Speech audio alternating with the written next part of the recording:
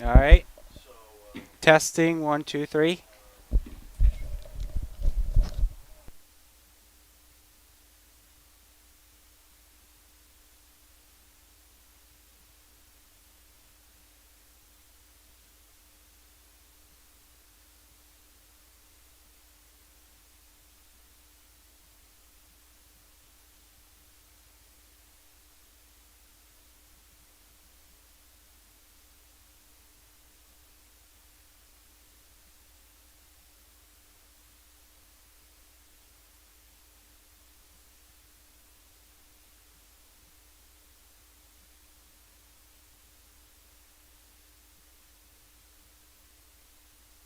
Three testing. Welcome to Alumni Park on the campus of Bridgewater State University. Today's baseball game featuring the Colonels of Curry College and the Bears of Bridgewater State University.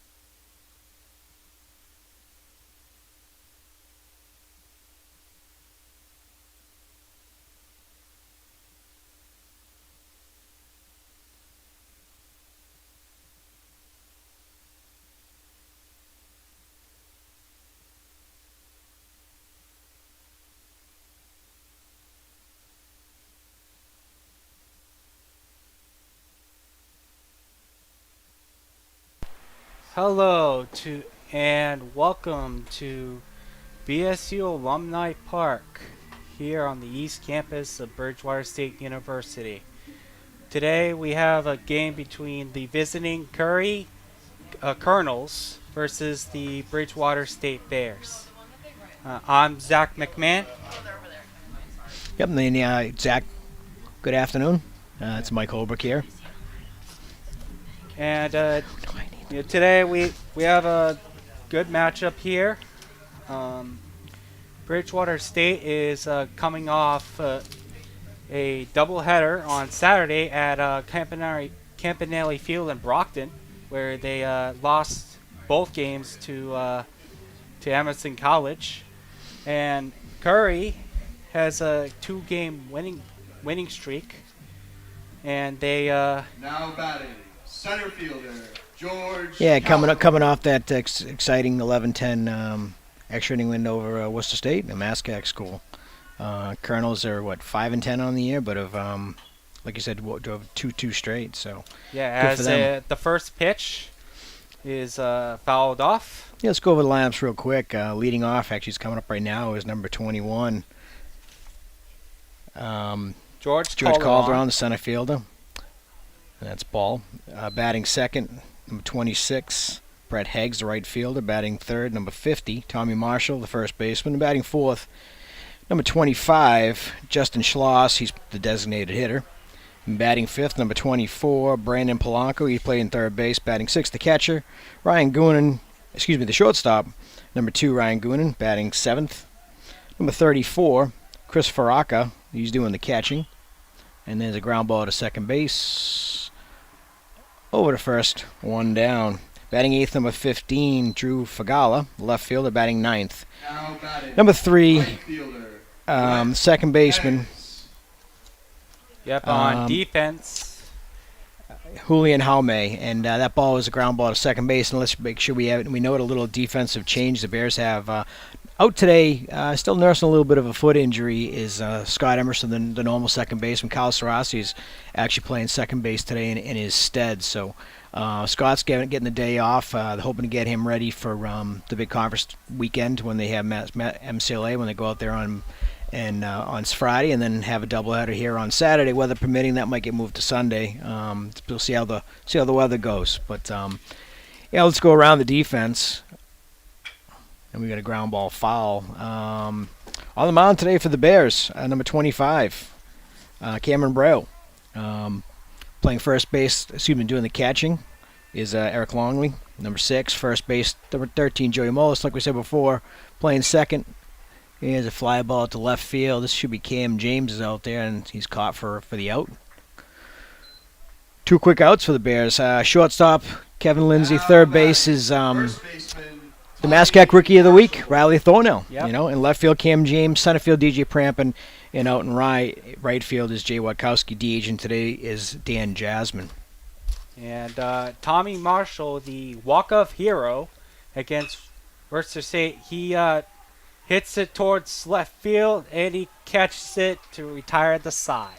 Yeah, good start for Braille. 1, 2, 3, top of the first inning, and on to the bottom half of the inning we go. It's quick hitting. That's what the Bears need. But just speaking a little bit more for Emerson, he's been dealing with a little bit of a foot injury. He's kind of had when he was down when they went to South Carolina for spring break. He's fine. He's cleared to play, but I think just give him a little breather, for a non-conference game today and tomorrow. I'm not sure if he's going to be in the lineup for tomorrow, but we shall see. They yesterday's game against LaSalle got rained out, and that got moved to tomorrow. So that'll be a 3:30 start tomorrow afternoon. And then on Friday, he'll be heading to North Adams and MCLA for an 11 a.m. first MASCAC game of the year with the Trailblazers. And then on some Saturday afternoon, noontime start, Bridgewater's hosting MCLA in a doubleheader. Like I said before, I know the forecast right now for Saturday doesn't look promising. If that does get rained out, it'll likely be moved to Sunday. But we'll let Mother Nature decide that down the road. And but that's where they are. But let's go around the defense for Curry College before we start here. The bottom of the first inning. On the mound, number 44 is Bobby Marshall. What do you know about Bobby? It looks like his stats for the season. Bobby is 0-1. He's made 5 appearances, 1 start, thrown 7 innings. Roughed up a little bit, 15 runs, 14 earned in 18 innings, so he's got his ERA is pretty high. Opponents are batting .419 against him, so he's hoping to get off to a good start. It's been a little bit of a struggle. Like I said, he's made 1 start, he made 5 appearances, he's 0-1 on the year. Giving up a lot of runs, giving up a lot of hits, and not too many strikeouts, 4 strikeouts in 7 innings. So, but let's see if the Bears can get to him early and often. Yep. Now batting And for up your to bat Bears, for the Bears is number shortstop 1, Kevin Lindsay with the leadoff.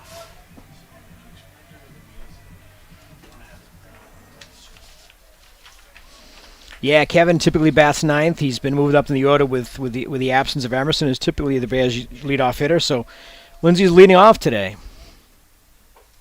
Pitch is high. Kevin's hitting the ball well. He's comes into the game hitting .378 with a couple of doubles, 12 runs, 8 RBIs, solid .488 on base percentage. So he's getting on base a lot. .408, excuse me. Pitch is Yeah. low, ball 2, excuse me.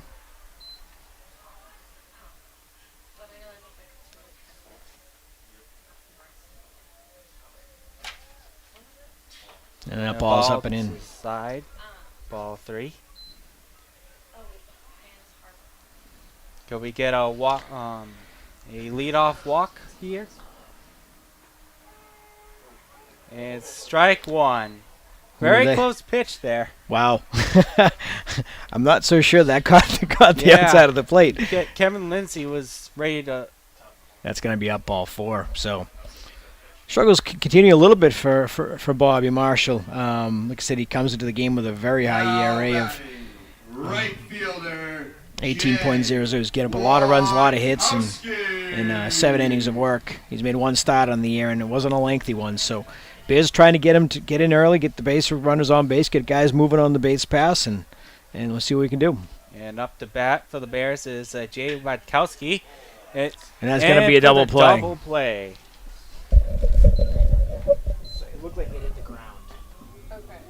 So it's going to go. Now batting third baseman Riley Thornell.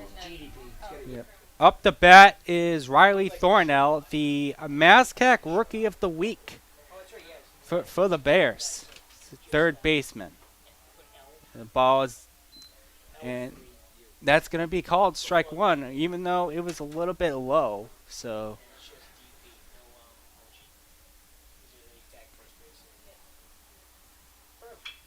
And he hits it towards first base, and it's going to get a base hit. It's going to be the first hit of the game for the Bears. Now batting Joey Molas. Yep. Up to bat for the Bears is captain, first baseman, Joey Mullis.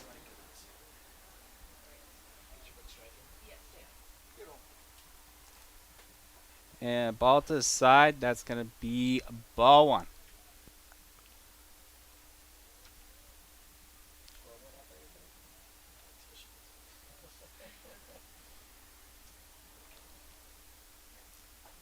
And he swung for the strike.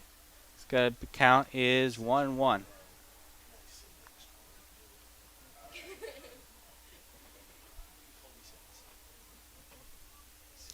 Joey Mullis is coming into the game with the .308 average as he follows off towards the Bridgewater dugout.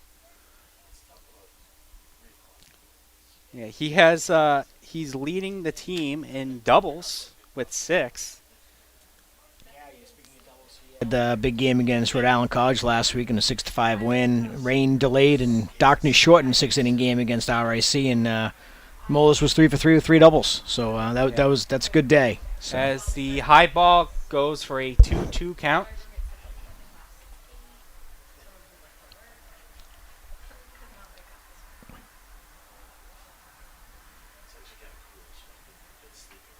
And he hits it Fouled it towards off. the stands. Yep, a little foul ball.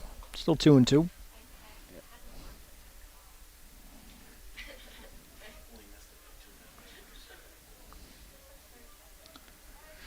Bears didn't quite catch a break. They got the leadoff walk, and Wachowski hit the ball hard, but unfortunately it was right at the first baseman and turned into a double play.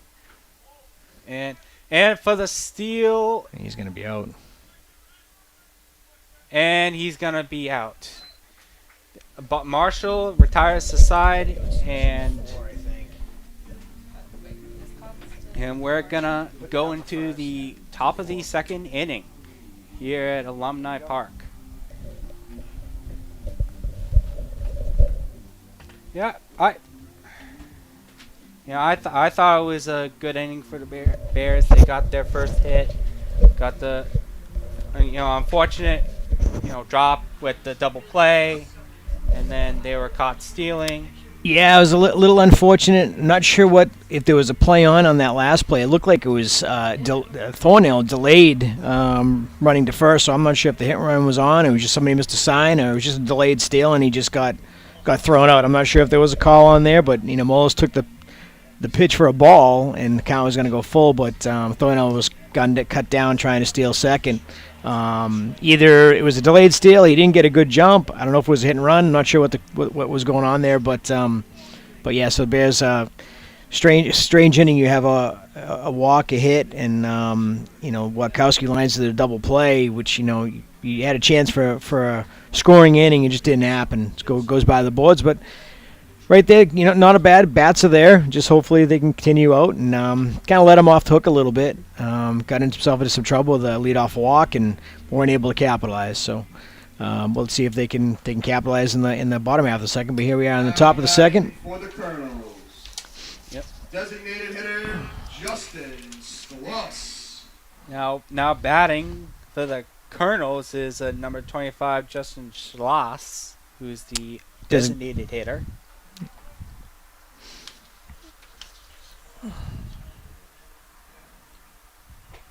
And a ball down low, that's going to be ball one. Yeah, in just 4 games this year, he's batting .400 with a home run, 3 runs, and 3 RBIs.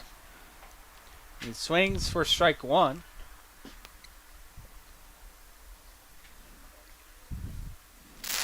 So maybe, I don't know if he was dealing with an injury earlier in the season, or maybe he just cracked the starting lineup late. But he's made 4 games and 4 starts. So. Yep, and strike two was a foul tip. So the count is 1-2.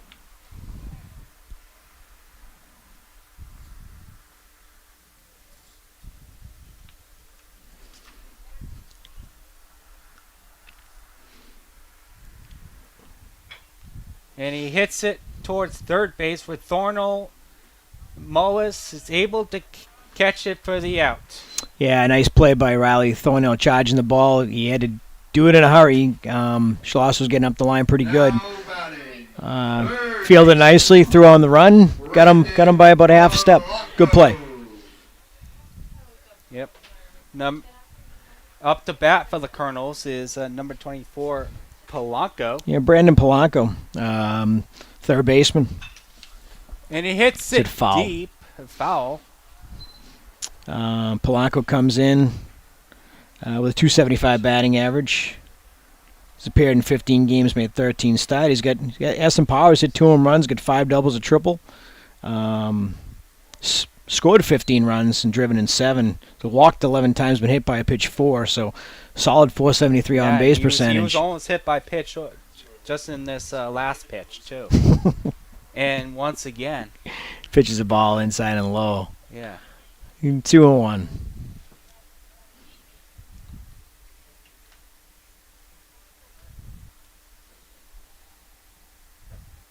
Ball up. High for ball 3. 3-1 count.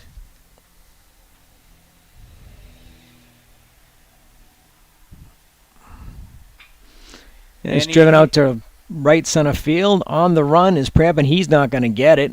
That ball's gonna die before the warning track and into second with a stand-up double for Brandon Polanco. Now batting shortstop Ryan Gooden. All right, and now batting for the Colonels is number 2 shortstop Ryan Ryan Goonan. Yeah, Polanco drove that ball to deep right center field. Pram couldn't get to it and just died in the grass. So obviously he's still a little soft out there in the outfield. And looks like Polanco's maybe threatening to steal. Ground ball foul down the third base line. Goon's hitting 263. He's got one extra base hit, a double. He's scored 5 runs, driven in 5.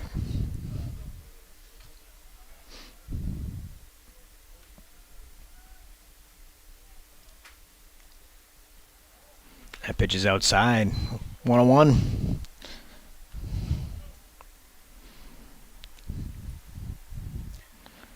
Colonel's threatening here in the top of the second with a 1-out double. Sanders. Pitch is low and away, ball 2.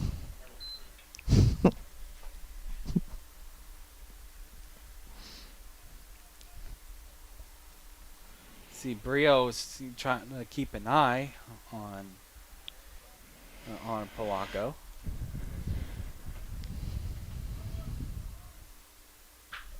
That's lined through the hole for a base hit. They're going to hold him up at third base. Colonel's going to have runners at the corners with 1 out, threatening here in the top of the second inning. Yeah, that was a good hit by Goonan. Yep, line it right between the hole and between third and short. Now batting, catcher. Single through the right side, left side, LS. Yep. And now up to bat for the Colonels is Chris Faraka, the catcher, wearing number 34.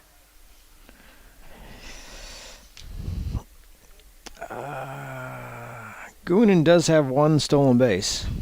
Slow roll. It's not going to get the run in, and he is not going to get it. Well, he will get him at first base. They're going to call it on the transfer. They said the throw beat him. It's a good play by Braille. They also held the runner at third. 1-3.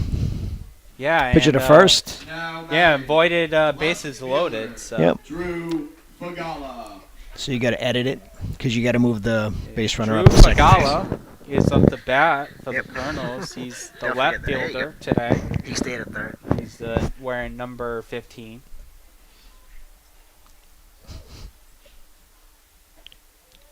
It's going to be a ball outside and down low.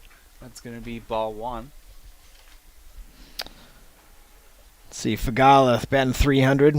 Got 4 doubles. On deck is Jaume, who's batting 314. They're swinging a miss on the pitch. Down and away.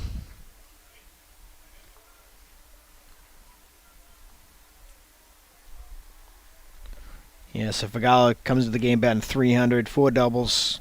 He scored 3 runs, driven in 3. He's played in 11 games, made 8 starts. That's a swing and a miss on the outside part of the plate. Strike 2, 1-2. Braille trying to get out of this mess. Yep, with 2 outs left in the inning.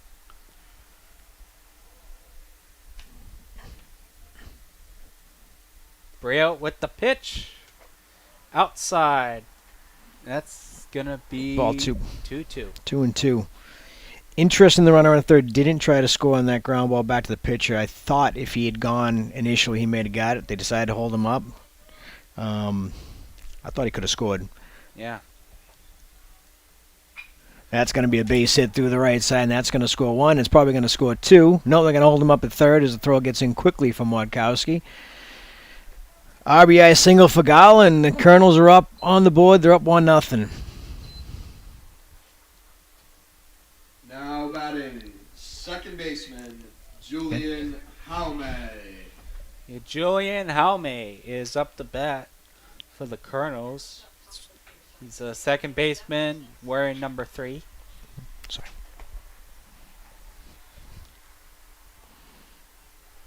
It's a run for Curry Brennan. No. You just got to add a run. No. No run. No.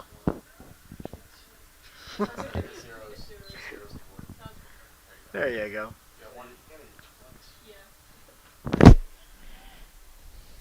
Ball Ball outside. outside. 1-1. 1-1.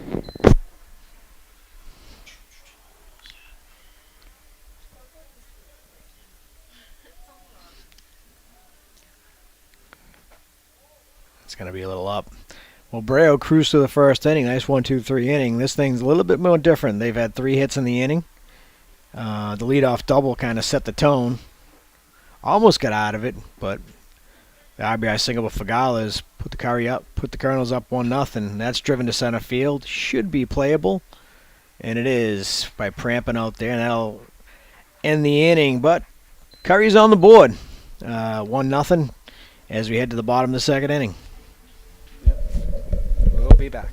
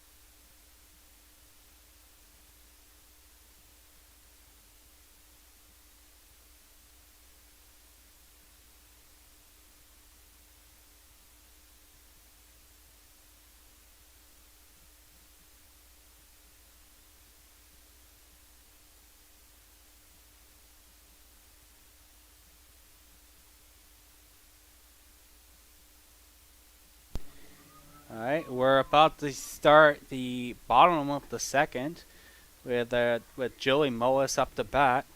He was at bat when Thornell got caught stealing.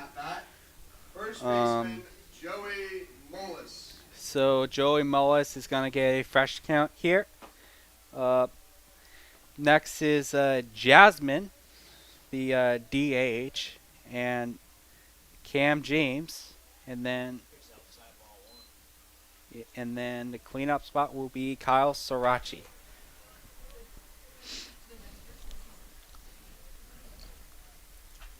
Moles fouls it off. 1-1.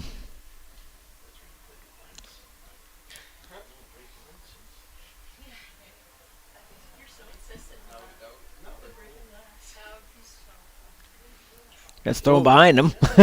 way outside. That's going to be ball 2. Yeah.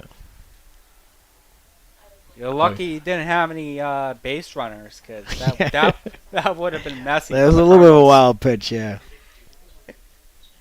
That ball's outside. Moles heading the count 3-1.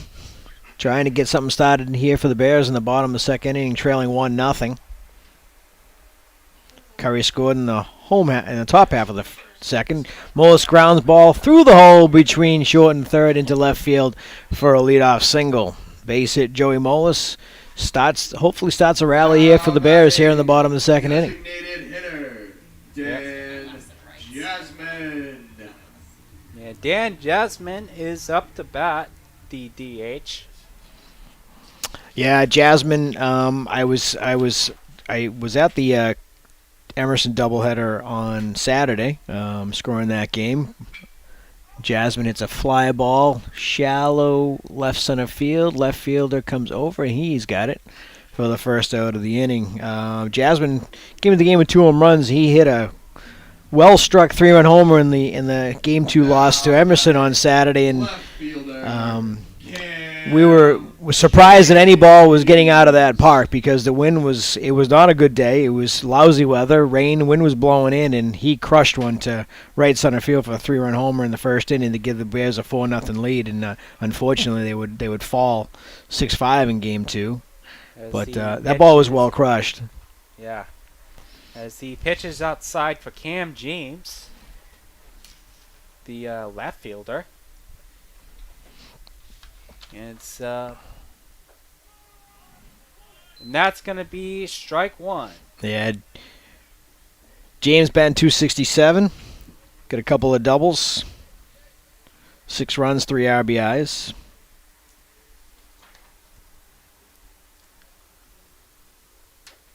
That ball's down, gonna be low, 2-1.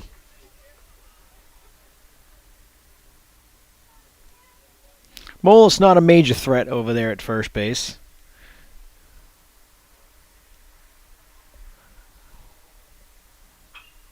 That might drop in there for a base hit, and it is, and Molis is probably going to hold up at second.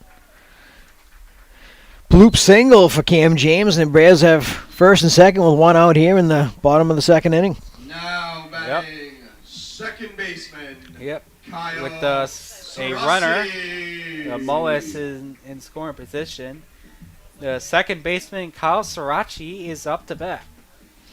Yeah, Sarassi normally plays third. Riley Thornhill has been mostly the third baseman for the Bears of late, and the promising freshman has done very, very well over there. Sarassi filling in for Scott Emerson today at second base, and he's batting in the lineup in the 7th spot. And he is hit. Sirachi is hit, and Prampin's going to come into bat with bases loaded. Now batting center fielder DJ Prampin. Prampin's got some pop. He's got a couple home runs on the year. Double. He's batting 297. He's driven in 9 runs. And he's got an opportunity here with the bases loaded and 1 out to try to get the Bears on the board and maybe a big inning. That ball's up and in. Yeah, that's almost another hit by pitch. But very close, which is very, very dangerous here. That pitch is down and away, 2-0. Bases loaded here in the bottom of the second inning, 1 out. Molis got it started with a base hit and a single by James and a hit by a pitch to Sarassi. He's got him loaded. Foul back, 2-1. Yeah, this is very, very dangerous territory for Bobby Marshall. He's got to be careful with his pitches. Yeah, on deck's catcher, Eric Longley. And he hit him again. And Another hit by pitch. That one got away, and that's going to force him to run. This game's tied up, 1-1. Mola steps on plate on home for this Bears' first run of the game. RBI hit by pitch for DJ Prampin. Catcher Yep. Eric Hit one. Longley. Eric Longley is up to bat, the catcher.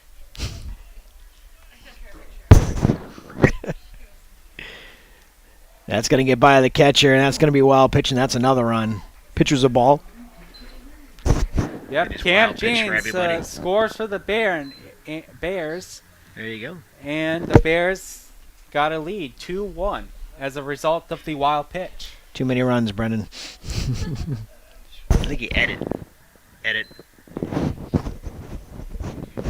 Eric Longley could bring in another. If 2 you wait a runs second. as the another ball down low. It's gonna- 2-1. Just the scoreboard's got a little. He jumped the gun a little bit. He's probably thinking the Bears are going to have a big. Big inning. So the scoreboard operator.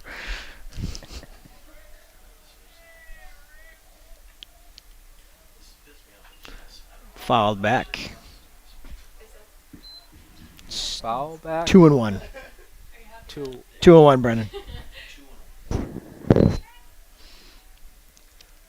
Alright, that's going to be 2-1 count with Longley. Oh, that's only strike 2. Yeah. The umpire rung him up, but unfortunately it was only strike 2. Which, and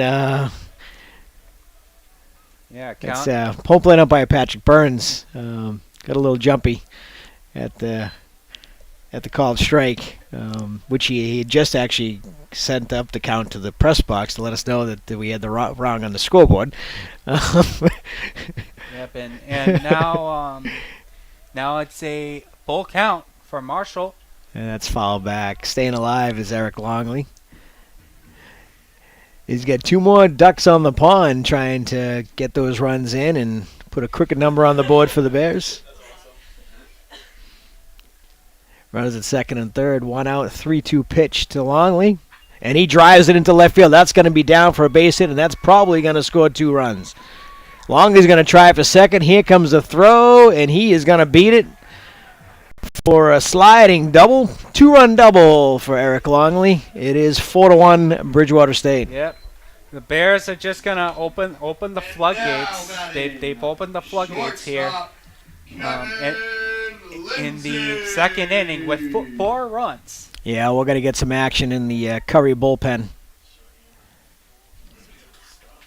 Yep, and now it's Brendan, back to clear ball- the top clear of the balls and order with strikes. Kevin Lindsay, who walked in the first inning. I go left field. Yeah, either And one. it's ball down Take low. your pick. That's going to be ball 1. Could be either.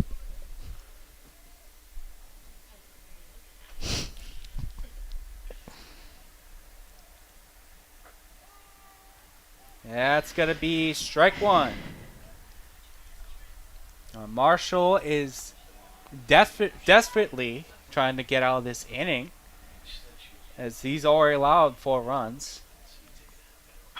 And it's driven into center field. Coming on, he's not going to get it, but Longley had to hold up a little bit just to make sure the ball wasn't caught. He's going to try it into third base, and the Bears get runners at the corners with 1 down. And the head coach is out to the mound. Is he making a change? We shall see. Yes, he is. We're going to have a pitching change here at Alumni Park. We'll get it to you in a moment. We're going to take a little bit of a break here, and we'll get you the change when we get back to you. Looks like a left-hander is coming in.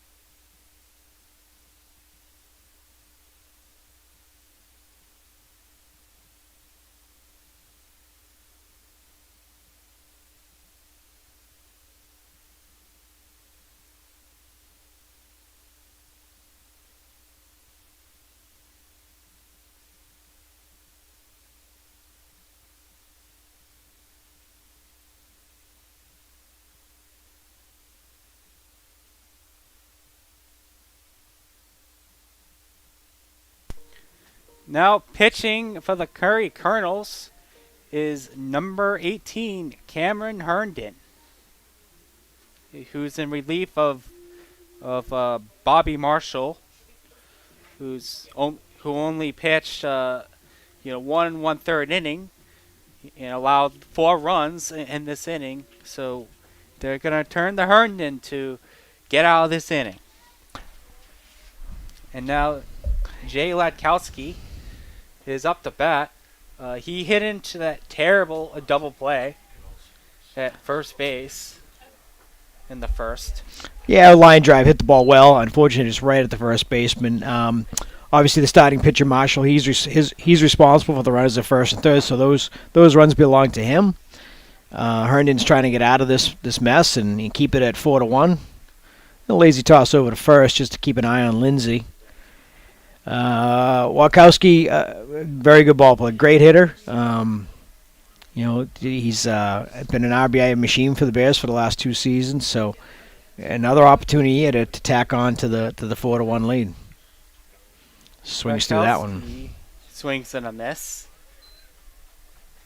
That's gonna be strike 2 with a 0-2 count, with runners on the corners.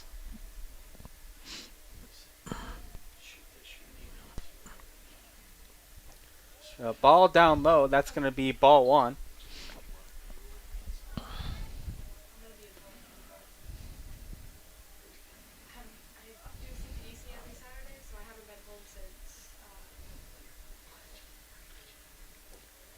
That's going to be another ball down low. That's going to be 2-2 count.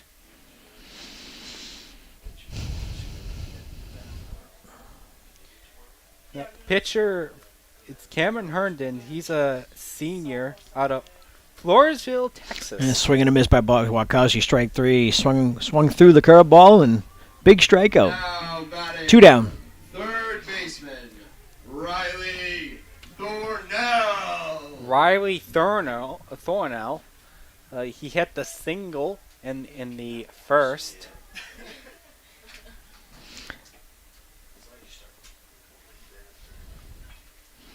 Well, it was just a timely, good piece of coaching there. You brought in the left-hander to face the left-handed Wachowski and the left-handed Thornell to try to get out of this mess, and he got the big strikeout of a very good hitter in Jay Wachowski, and now he's going to try to set down another very good hitter in Riley Thornell. So see how this goes.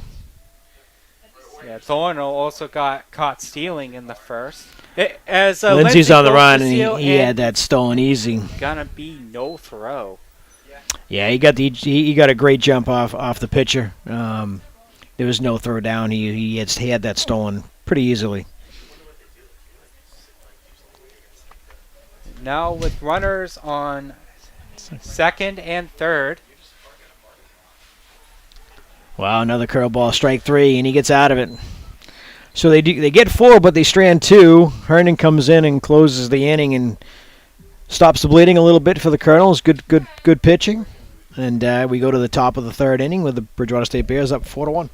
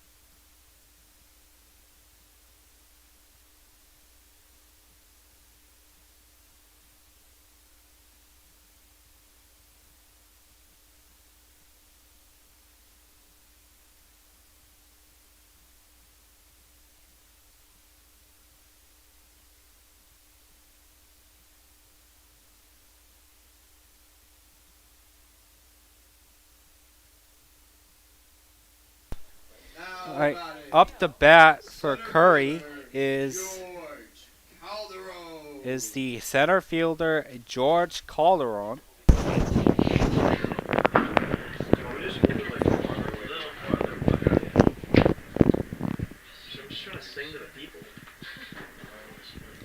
And that's going to be a ball down low for ball one. Yeah, we're back to the top of the order with Calderon.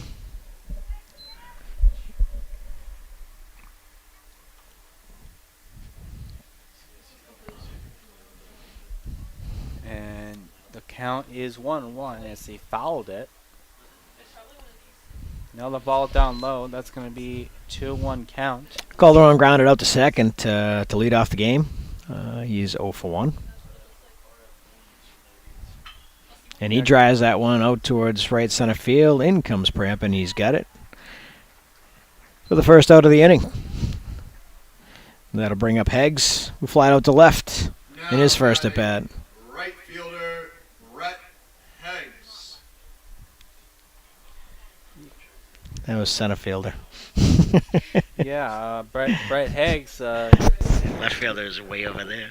Yeah, he was a part of the quick 1-2 inning for Briel, 1, 2, 3 inning. and now he fouls off.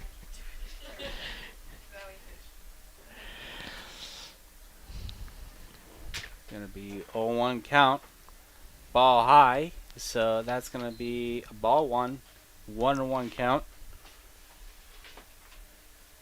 for Higgs.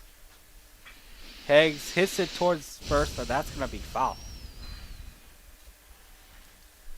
And it's gonna be a 1-2 count.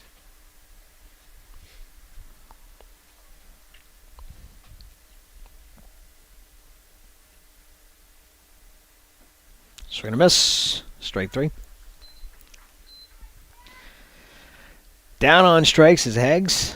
2 outs in the top half of the 3rd inning. First baseman, Tommy Marshall.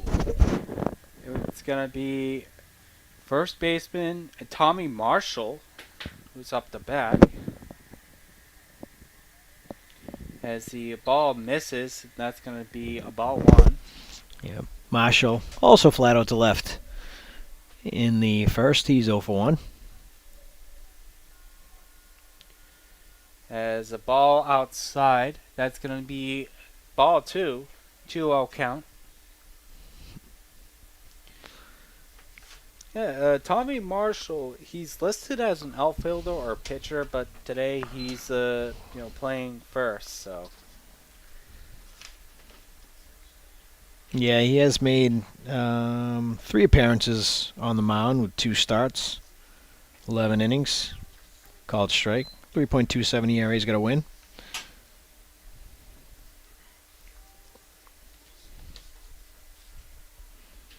and the pitch, that's gonna be 3 full count, 3-2 count for Marshall.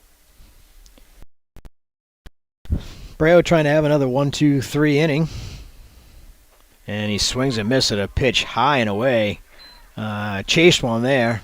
Breo will take it. 1, 2, 3, top of the 3rd. And the Bears get the bats going again, hopefully, here in the bottom of the 3rd inning and try to add on to that 4-1 lead.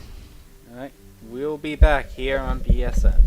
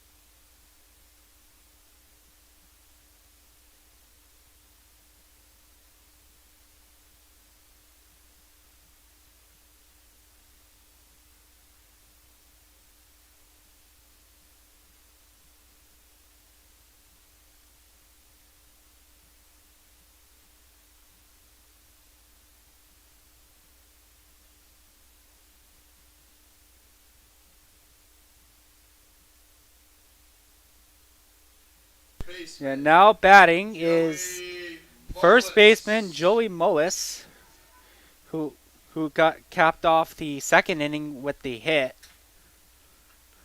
As he hits it deep, but it's gonna be way foul for strike 1.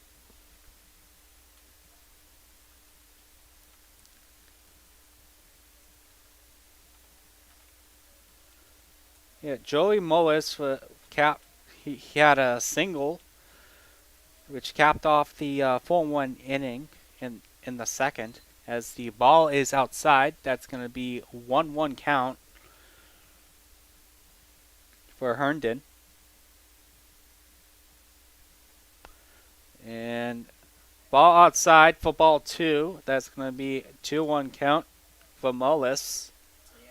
Joey got the 4 inning started with that leadoff single. He ended up scoring As he swings and a miss. on the cramp and hit by pitch. The bases loaded. He got his first run of the game.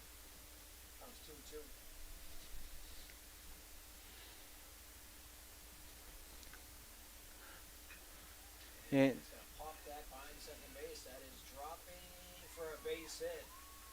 and Mullis is going for second. And he's going to be safe. Mullis took a risk and it paid off. Mullis with a leadoff double. Which might be a It might be a single and an error. I'm going to see if the guy bobbled it out there. Now batting, designated hitter, Dan Jasmine.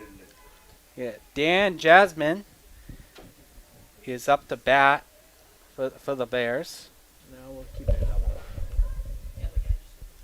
Yeah, they were kind of converging on each other, and the ball just kind of rolled away. Yeah, Jasmine had a fly out in the second, and that's going to be strike one.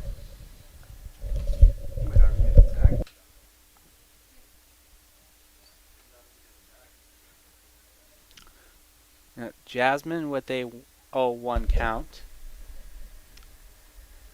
And that's going to be a ball outside, a drop ball. It was Mullis' team-leading 7th double of the season. I think we mentioned earlier they had 3 in the game in the 6-5 win last week against Rhode Island College. As Jasmine swings and a miss. And it's a 1-2 count for Jasmine.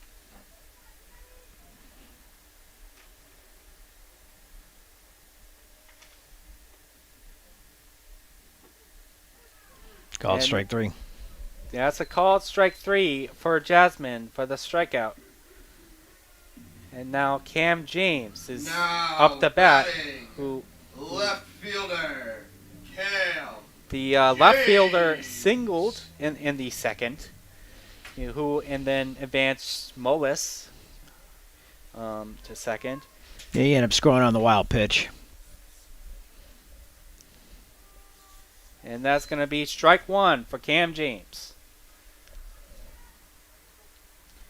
Yeah, definitely a change of scenery for Curry. I mean, except for that double, Cameron Herndon's been able to, stop the bleeding. Yeah, and it was a bit of a gift double too. It's a blooper just over the glove of the second baseman trying to, play it over his shoulder and just fell in there, and a hustling Mullis stretched it into a double. So good also by Joey. Got a little bit of a break there, but he'll take the double. Yep, and now it's a 1-1 count to James.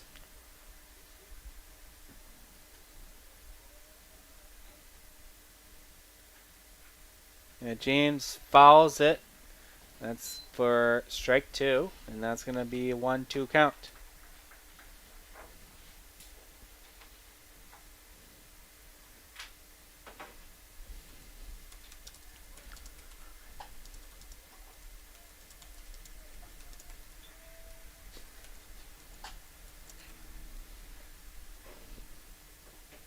Swing and a miss. Tags him for strike 3. That's 2 down. Yep. Just passes. Yeah, that was a pitch down low.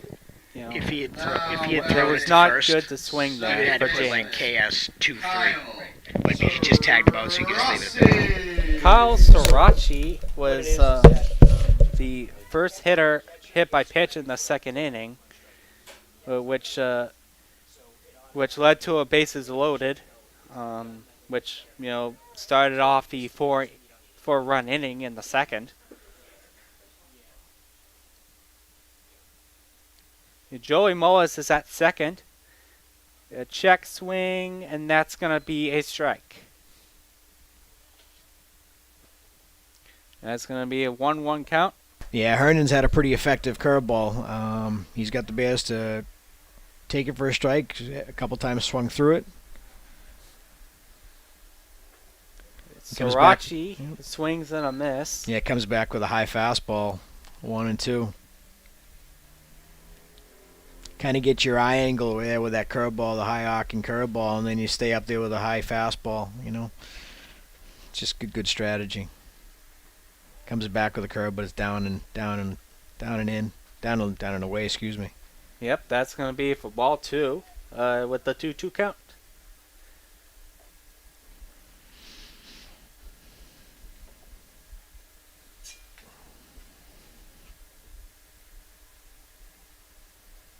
With the pitch, and Srirachi fouls it off. Yeah, I just got a piece of it to stay alive.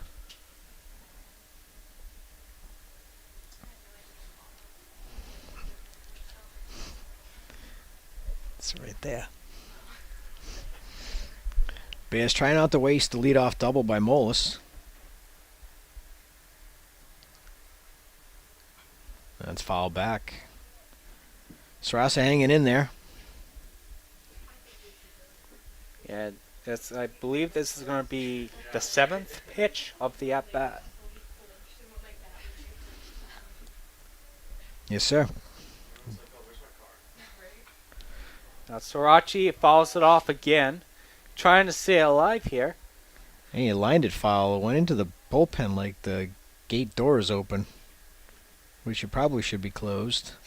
Yep, that's it. We're coming into the 8th pitch of the at-bat. And one of the Bears bullpen pitchers shuts the gate. And it's grounded over to short. On to first. Going to be a close play. It's off the bag. That's going to be a throwing error on the shortstop. Going to be an E6T if you're scoring at home. Now batting. No, it's an error. Center fielder. Yep. Yeah. Get there. That was an off throw. E6T. Yeah, that was an off throw by Gooning, Plessy the shortstop. for Joey. So Plessy, Oh. yeah.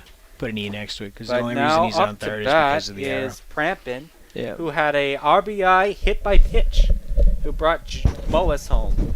And Mullis is at third. Now that's going to be strike one.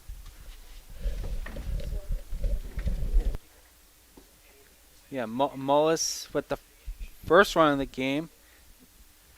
Yeah. Now he hits it, and it's going to be foul.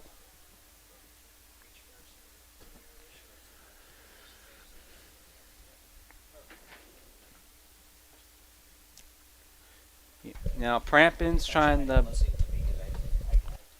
to bring home Mullis for a second time in just 2 innings. As Prampton, that's going to be another foul.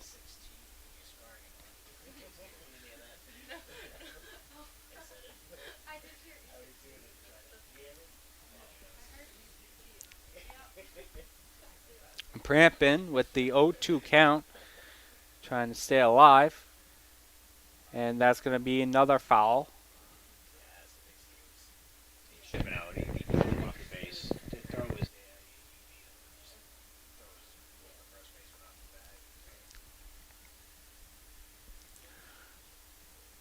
Now, Prampin with the 0-2 count. Okay. With runners on the corners. And swing and a miss for the third out. Once again, two runners left stranded for the Bears. Taking advantage of a leadoff double and then an error which extended the inning.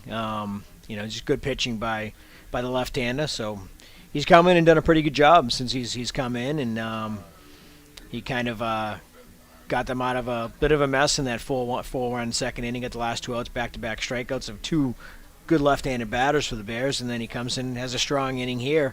Bloop double by Mullis, throwing error on the shortstop. Other than that, he's looked pretty good out there. All right. We'll be back after a short break.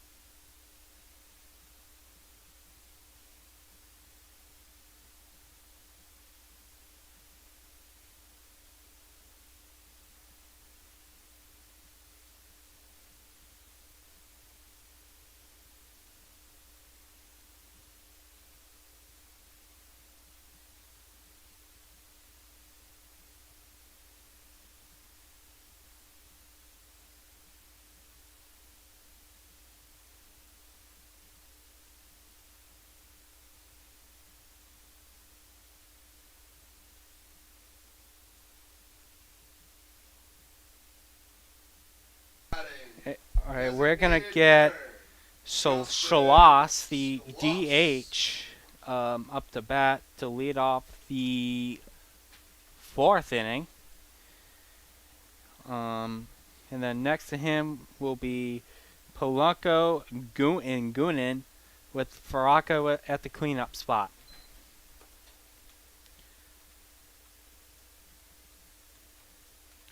It was Schloss who had a ground out to Riley Thornell, where he threw it to Mullis for the out. Now Schloss hits it towards shortstop, and it's going to be the first out of the inning. With the throw from Lindsay to Mullis. And now batting for the Colonels is Brandon Polanco, who had a double, and as he hits it towards left, and that's going to be a base hit. Now he's going to be two for 2 on the day for Polanco, with a single and a double. Foul to lead off. One out in the top of the second inning, scoring on the RBI single by Fagala for Curry's only run of the game, and here he's got a one out single here in the top of the 4th. So a 2 for 2 day for Polanco. And now Goonan.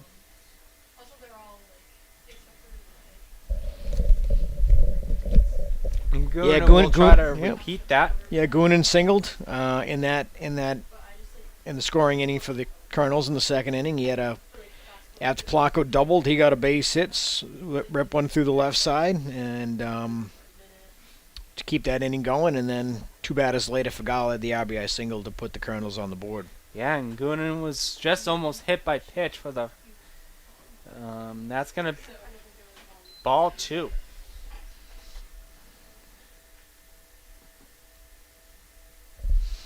So it's funny. It's no trouble with the first 4 batters of the lineup for Brayout. He's the first 4 batters are combined 0 for 8, and that's going to be dropped, and he's going to make the play. Nice play.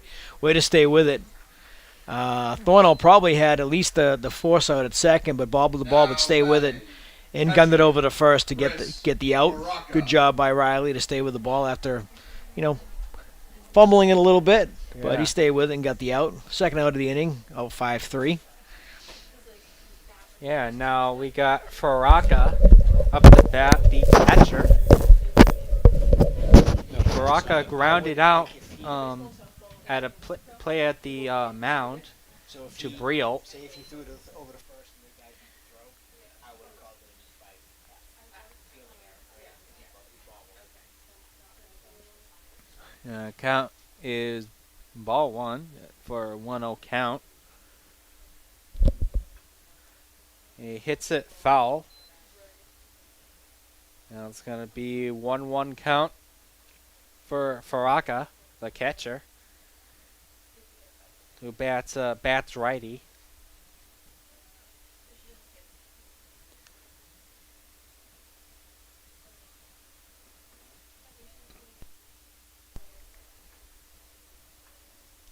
Faraka with another foul. And that's going to be 1-2.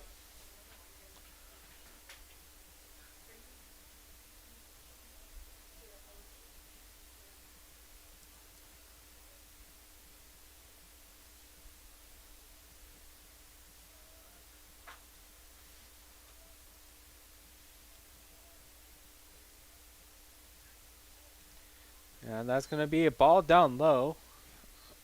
But a good block by Longley to avoid a wild pitch, and that's going to be 2-2.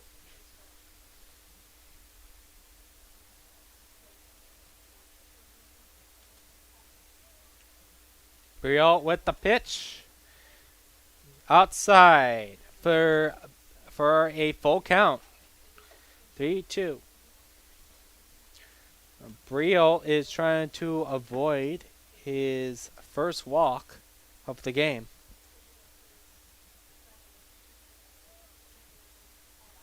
Could he pull it off here with the pitch? And it's going to be ball 4.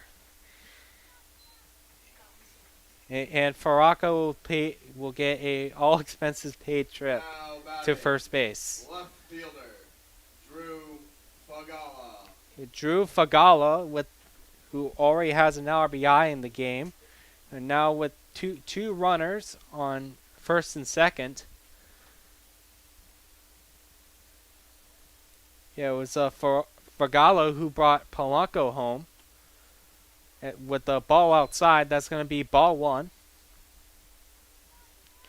Briel has to be very careful here with two outs, because we try to avoid a bases loaded situation. As he hits it towards left, and it's going to go way over, and 1 run is going to score. The 2 runs are going to score.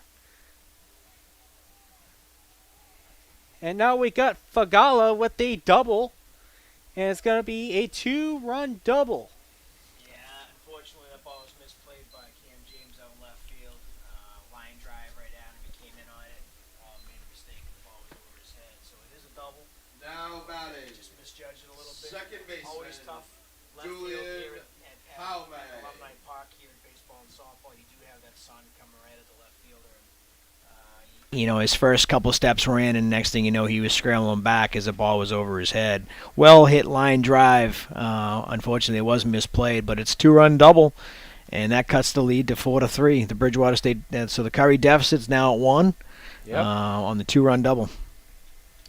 And now up to bat is Wamey. Hume. Sorry, it's Jaume.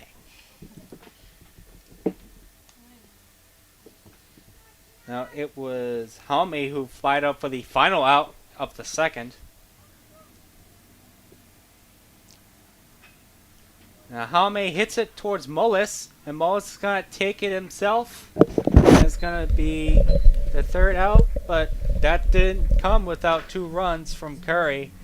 4-3 Bears at the top of the bottom of the 4th. Yeah, so it's funny with Brayo, he's had no troubles with hitters 9, 1, 2, 3, and 4. They're combined, over 10. Unfortunately, hitters 5 through 8 have really gotten to him, and they're the ones who are responsible for the 3 runs. Yep, we'll be back here on BSN. Looks like we got a new pitcher.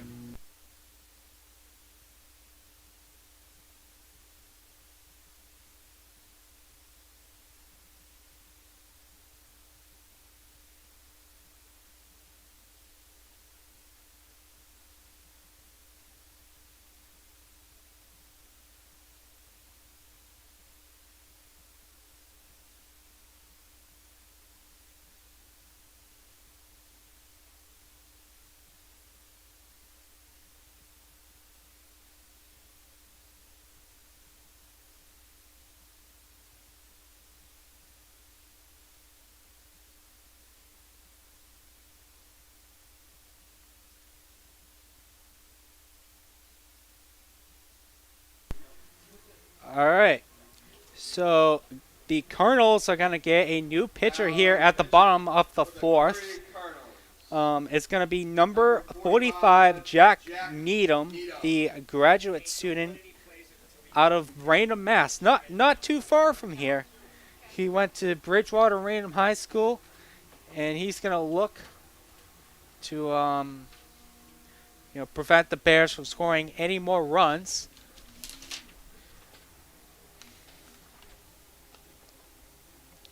Jack Needham is 2-2 on the season with a 5.89 ERA in 3 starts with 18 1/3 innings. Now batting, catcher, Eric Longley. Now Eric Longley is up to bat as he hits it towards 3rd, and it's going to be the 1st out for the Bears. Now, batting. up to bat, we're back at the top of the order. And it's going to be Kevin Lindsay, the shortstop, who has a walk, and a single so far. And it's going to be a pitch outside. That's going to be 1-0 count. Yeah, also a new catcher as well into the game for the Colonels is number 33, Devin Grove. Freshman catcher. Out of Cheshire, Connecticut. And Lindsay flies it out to right field for the second out of the inning. 2 quick outs for the new pitcher, Now batting. Mr. Needham, Jack Needham. Right fielder, Jay Watkowski. Jay Watkowski is up to bat. He's hasn't been so lucky for the Bears as he hit into a double play and he was out on the second at bat. But hey, third time the charm. And it's gonna be a 0-1 count for Watkowski. Yeah, ball got away from the catcher, and it's gonna be a ball 1. With the 1-1 count for Watkowski. Up next, Riley Thornell is on deck. As it's gonna be 2-1 count as a result of the ball 2.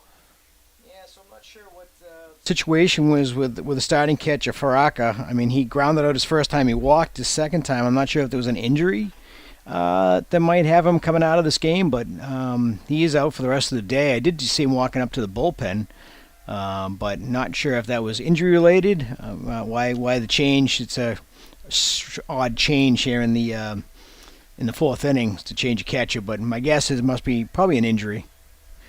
Well, what it could be too is that as there's a new pitcher, Needham, sometimes pitchers and sometimes there's catchers that they really work with, and that could be another reason too. As a ball way outside, that's gonna make a full count.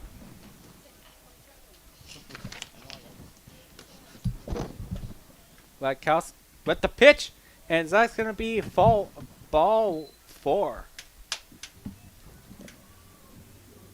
With Now Thornell batting. up to bat, Third baseman, with Watkowski Riley at first. Thornell. Thornell is 1 for 2 on the day. Yeah, he singled in the first inning. And that's Watkowski's first time on base. He was 0 for 2 before that walk. Watkowski's going to steal, and he is safe. Looked like the pitch was a ball. Yep, 1-0. Stolen base for Watkowski. For Jay. And that's his second stolen base of the season. Watkowski hits it. Yeah, so Thornell grounds out to second, and that'll end the inning. So that was Riley Thornell who grounded out to second there, and that'll end the inning. So the Bears strand another runner in scoring position, and and it's 4-3 as we head to the top of the 5th inning. Yeah, we'll be back here on BSN.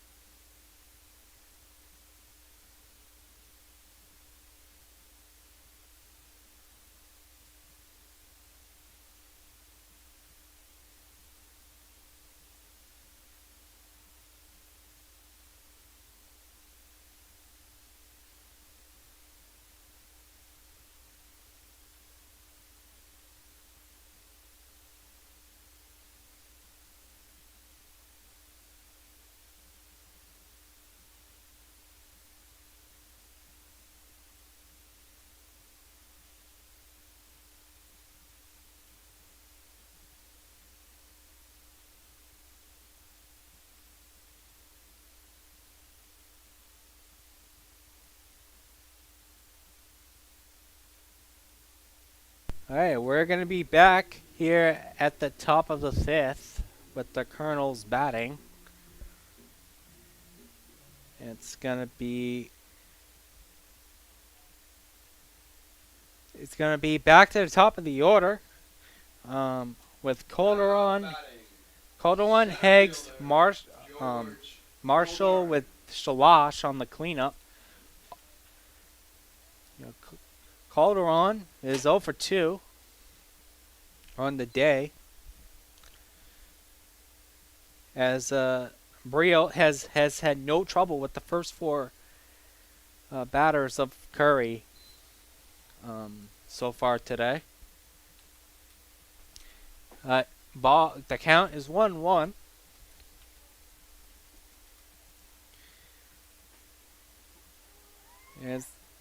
That's gonna be strike 2.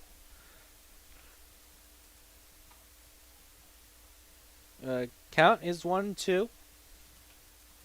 Briot with the pitch. And that's gonna be strike 3. And Briot with the strikeout.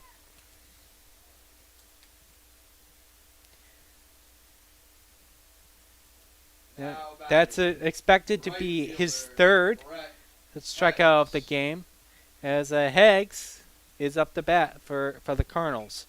Heggs hits it towards left, and that's going to be hit foul. That's what the umpires are going to call it. Barely foul. That just must have been just to the left of the foul line, so just barely foul. That would have been 2 bases. Yep, it's now Heggs will try again with an 0-1 count. Heggs with a swing and a miss, or that's going to be foul. But that's going to be 0-2 regardless.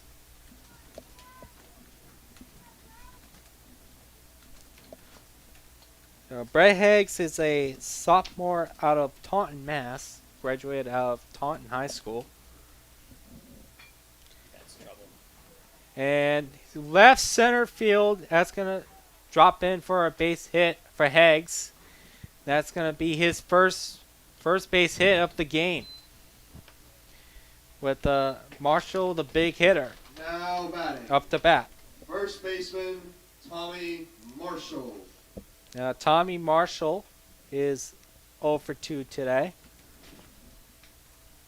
He's looking for his first hit, with Heggs at first. And that's going to be called strike 1 for Brio.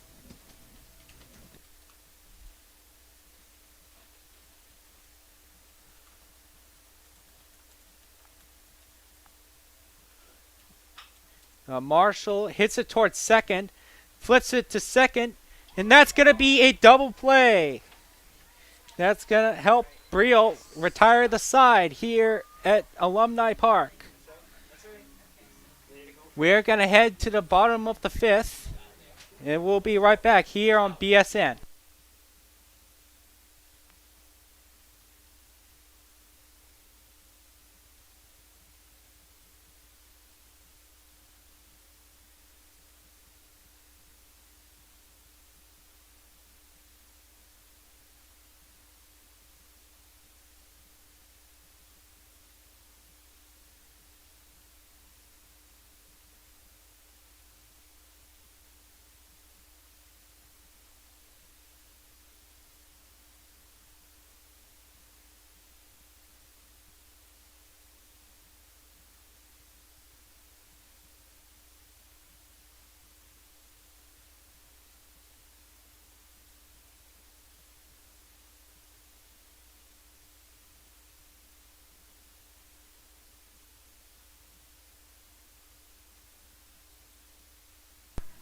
Alright, we're going to be back at the bottom of the 5th with Mullis coming up to bat, followed by Jasmine, Cam James, and Srirachi at the cleanup spot.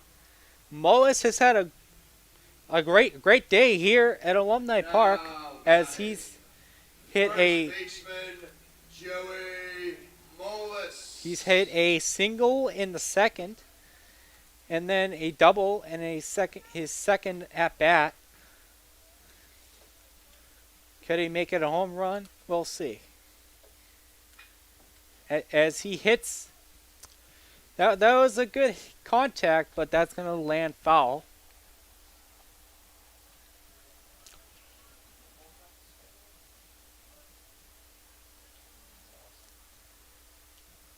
That's going to be a pitch outside, football 1. 1-1 is the count.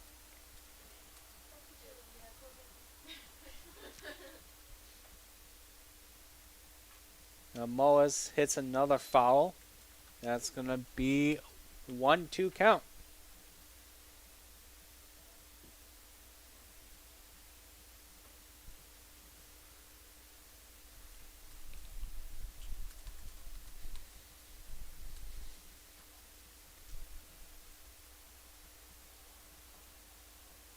And that's going to be, it's going to be a little high. So that's going to be 2-2 count for Mullis. Mullis swings and a miss. Oh, that's going to be a foul. Yeah, so Mullis lucked out. And that's going to be a ball way outside. It's going to make a full count.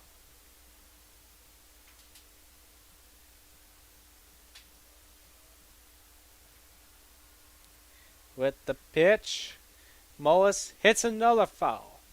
I'm trying to stay alive here. We're looking for his third base hit of the game.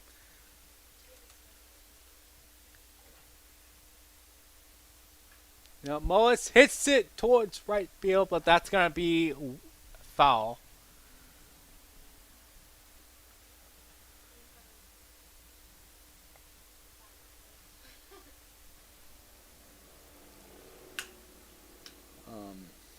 Yeah, there's been a lot of pitches in this at bat.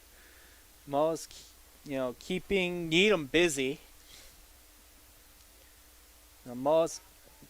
Yeah, that was pitch number 10. Coming up, pitch number 11. Joey's got a few foul balls as a bat. 5 or 6, I think. Yeah. Hanging tough. Mullis 2 for 2. A base hit and a double.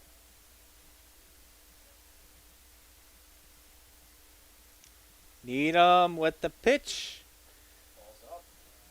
Good at bat for Joey Mullis. Worked the walk. Tough at bat. 11 pitches. Now batting, Fouled off some tough pitches. designated hitter Dan Jasmine. Leadoff walk by Mullis brings up Dan Jasmine, who's 0 for 2. Yep. Dan Jasmine will try to advance Mullis. As the ball is up high and outside, that's going to be ball 1 for Needham.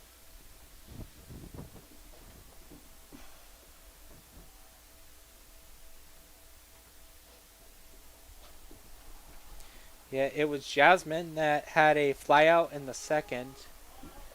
As strike 1 is called. And he struck out looking in the third.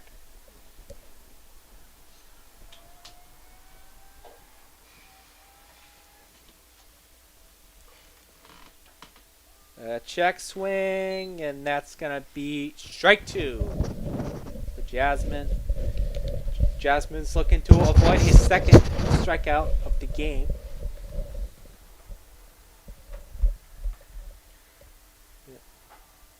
As he swings and a miss, we're going to get Needham with his first strikeout of the game. As Cam Now James batting. is up to bat.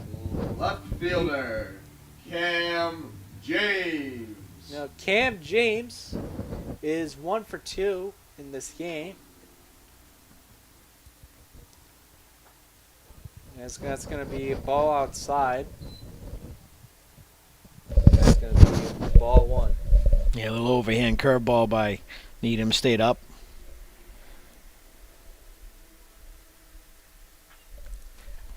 James hits it foul, and that's gonna be 1-1. 1-1.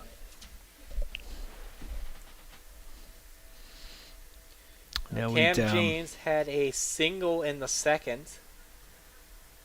we just the Bears just bought the umpire a bunch of baseballs, and probably have to charge Molis's mom and dad for those, because I believe Joey fouled off 6 balls in that, and half of them were probably lost. So send the Molis family a little bill in the mail.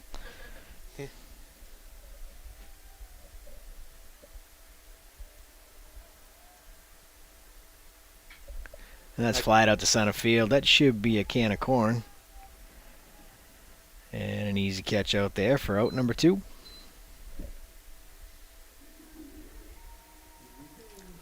I joke with Joey. Joey works for me, and he's an excellent worker. Kyle. I'm going to lose 2 good ones after this semester, and I'm not looking forward to it. Yeah. Now Srirachi is up to bat. But hey, Mike, you're not going to lose me because I'm only a junior. So if that happened, I'd just walk away. yeah. You know. As he struck out. Swings and a miss. With the 0-1 count.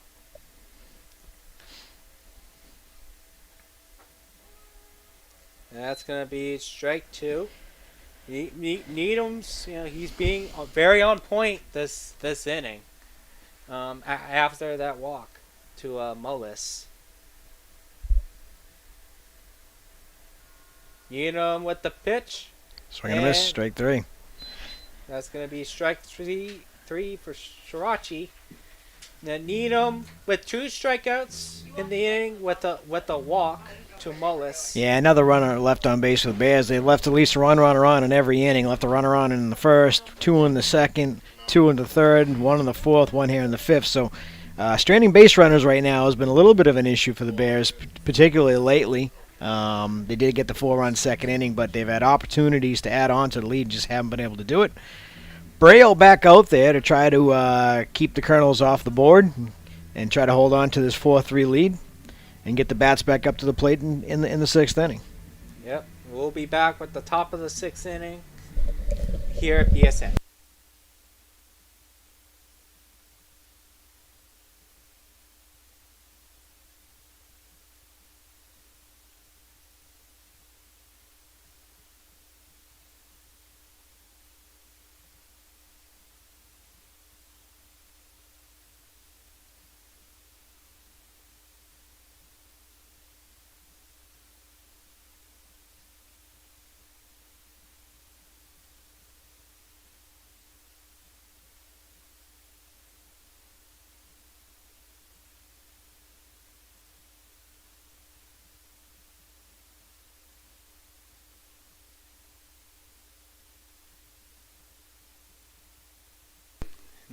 And we're going to get Justin Sloss. now Justin Sloss is up to bat for Curry. He's going to be followed by Polanco, Goonan, and Grove, the new catcher.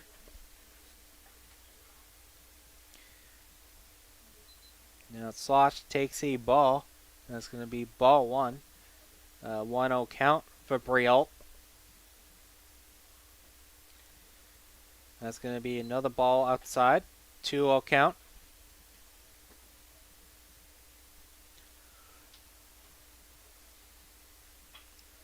He hits it towards shortstop. And that's going to be the first out. Yeah, it's really strange. Braille has had no trouble with the 9, 1, 2, 3, and 4 hitters who are right now combined, I believe, 0 for 11. So hopefully he can keep that going, get a 1, 2, 3, get him 1, 2, 3 in order here in the top of the 6th. He set down the first 3 hitters in the top of the first inning and did the same, I believe, in the 3rd. So trying to do it again here in the 6th. Yeah, I mean Curry's, they've had good balance of in the order. Although, I mean only 1 hit amongst the first 4 batters. Oh,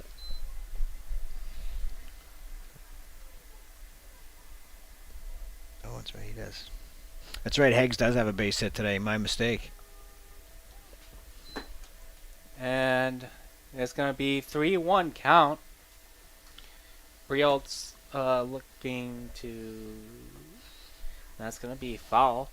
As I was saying, he's looking to avoid his second walk of the game.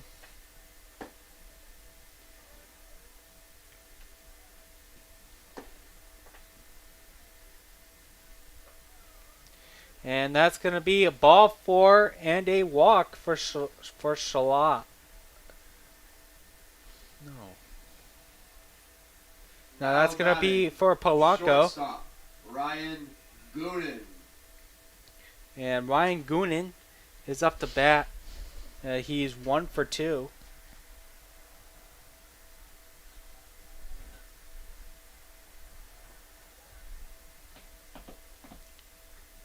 And that's going to be a ball down low for ball 1.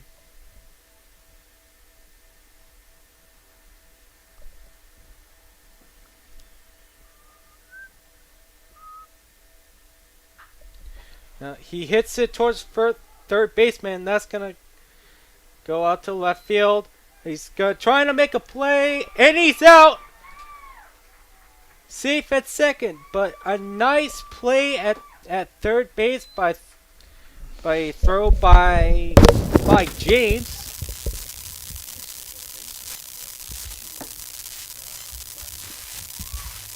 Now But filling in at Goonan is able to survive for the double. Now we're gonna get the catcher Devin Grove in his first at bat of the game.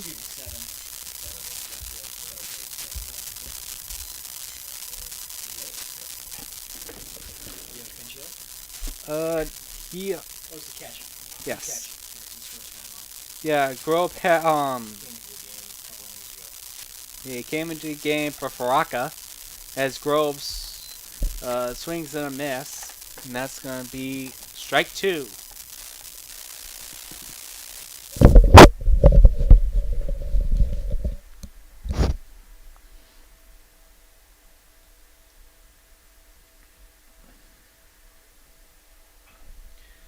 Now Grove Foul hits out it. of play. Yeah, foul on the play.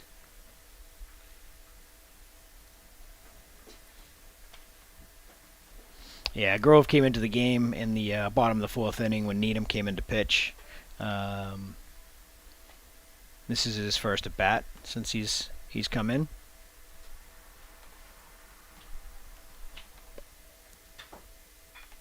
Now It's grounded over to short. Lindsay over to first, and that'll do it. A nice play out there in left field by Cam James on the line drive base to get the runner trying to go from first to third on the single and threw him out. Big out on the play. It keeps the game at 4-3. Yep, and we're gonna be back at the bottom of the 6th with the Bears lineup. We'll be right back.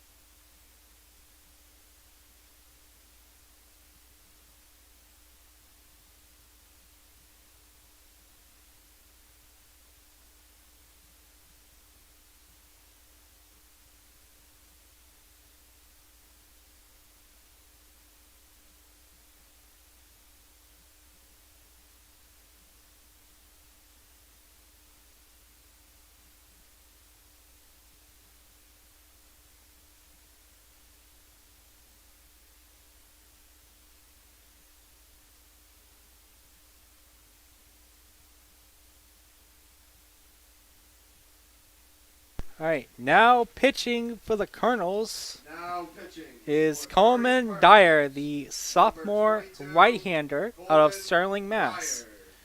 Dyer. Yes.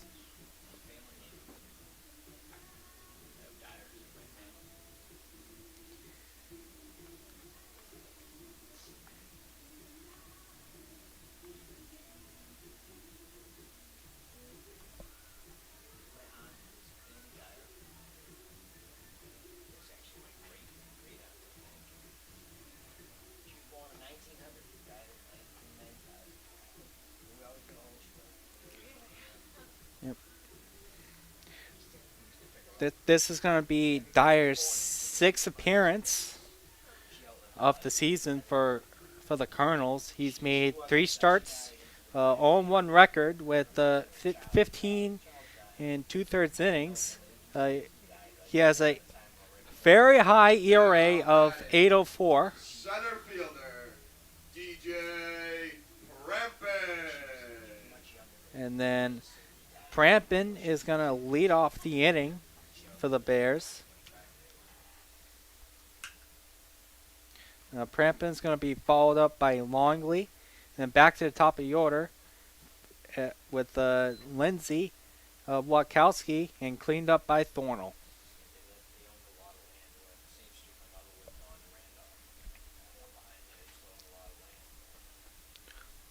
Now Prampin with and he is hit by a pitch.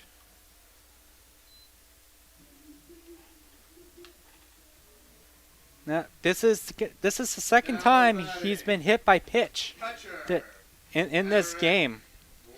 The first one resulted in an RBI.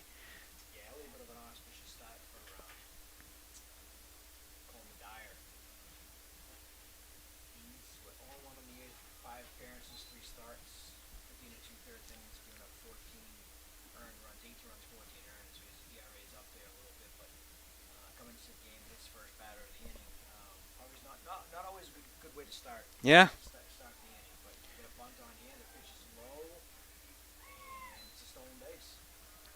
Yeah, that's gonna stolen base for Prampin.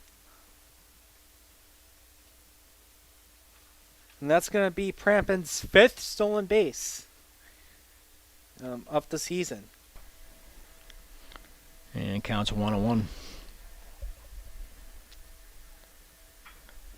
And Longley lines a base hit through the hole in between third and short. So Longley had the big 2-run double in the 4-run second inning. Comes up with a big single hit, puts runners at the corners with nobody out. Yeah. And that brings up Kevin Lindsay in the top of the order. Yeah, Longley already has he has 2 hits in this game.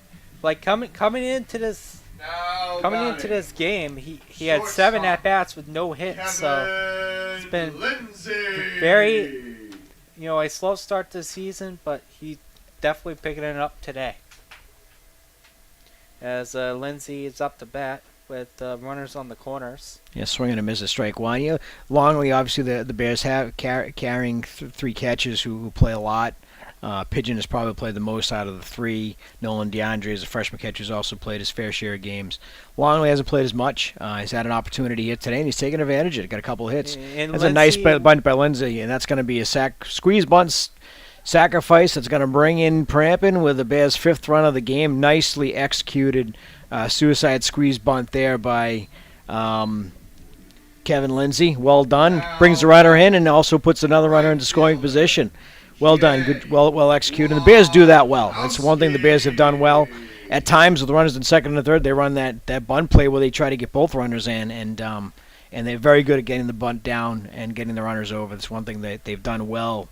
Yeah, pretty much since Greg Zaxton's taken over. And a nice job of hitting right there by Watkowski. Yeah, he made it no, but at least he gets a runner over to third on a ground out to second base. So we'll look forward to try to get a big clutch 2-out hit here by Riley Thornhill, get that runner in from third. And Bears now at 5-3.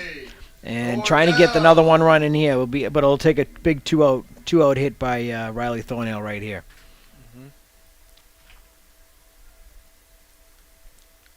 Yeah, Thornhill is 1 for 3. Ball down low. Yeah, Riley singled in the first inning, and was left on base. He got caught stealing. That's right. That's right.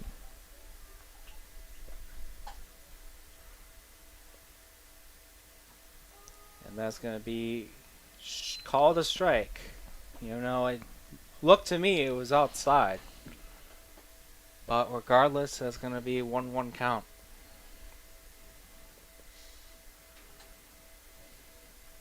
If Thornhill fouls it off, that's going to be for strike 2.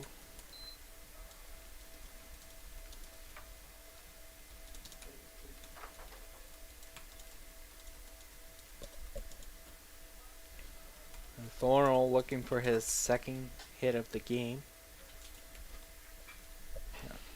Thornell hits it towards third. He loses That's it. going to be a tough play. It's going to be a hit. It's going to be a single to the third baseman and an RBI single. Tough play. Tried to get in front of it. Wasn't an easy play to make. It's going to be a hit. And then an RBI single for Thornell. Molis. Yeah, I agree. It was a tough play, and now the Bears are climbing back up 6-3 with Mullis up to bat. Mullis has had an awesome day for the Bears as he's hit a single, a double, and a walk.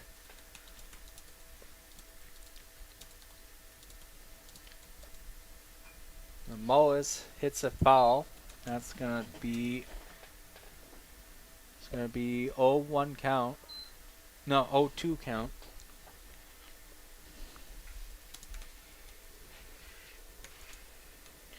Could he get his third hit of the game?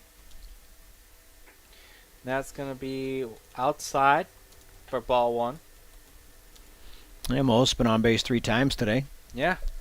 Couple hits and a walk.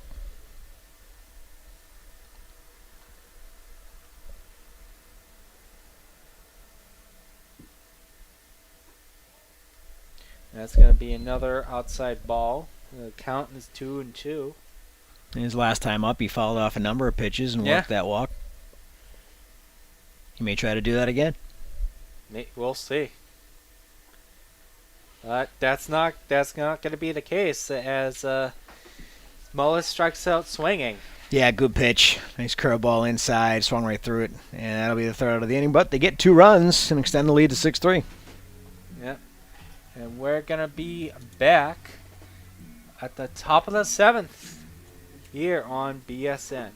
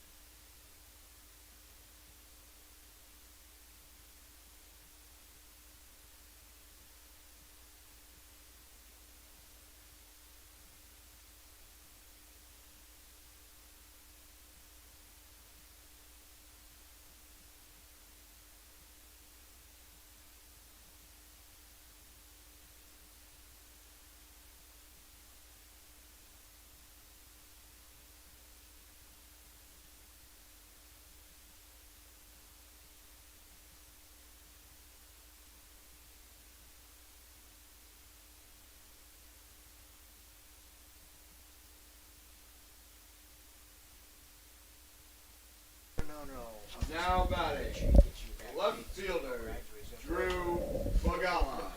Drew Fagala is up to bat. He's had all 3. He's batted in all 3 runs for Curry so far.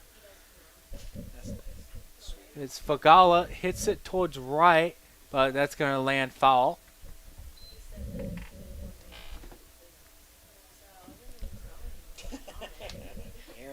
Yeah, it was Fagala who had an RBI single in the second, brought home Polanco, and then Fagala in the fourth, as he hits it deep, but that's gonna go way out.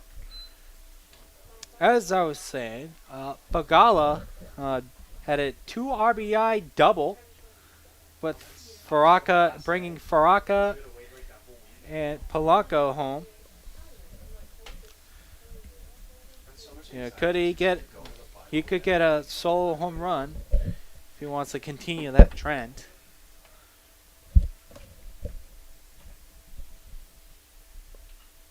If Fagala hits another deep foul, the count is 0-2.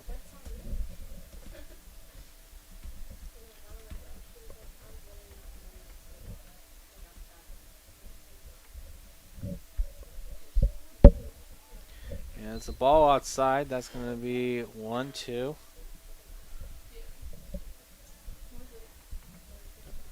Fagala has not hit a home run. He hits it towards right, but that's going to be another foul. Fagala is trying to stay in the game, looking for his third hit the game.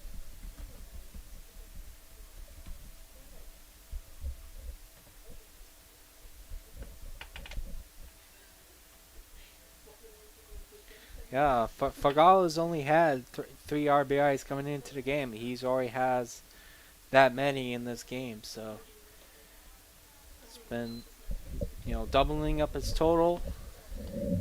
Could it go for his 4th? But with the 2-2 count, Fagala hits it towards center. That should be an easy play. That's going to be for out number 1.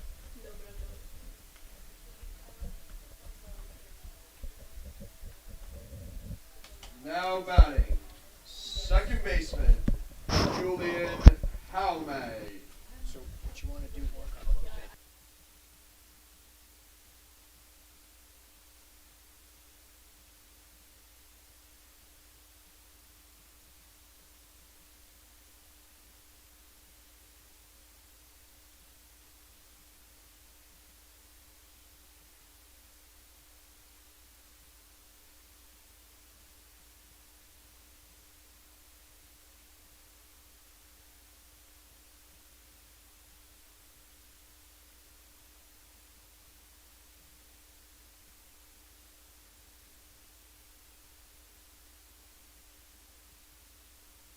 Picks it up, tags the bag for the second out of the inning.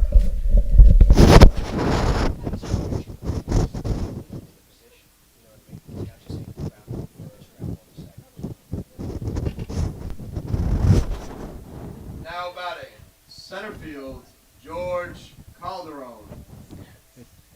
Back to the top of the order for Curry with George Calderon. He's been 0 for 3. Brielle has had no trouble with him.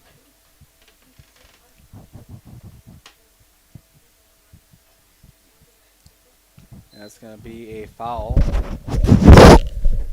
Yeah, looked like he fouled it off his foot. He's all right.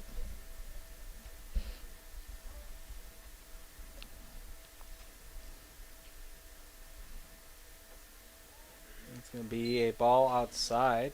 Yeah, and curveball in, just missed the plate. It's 2-1.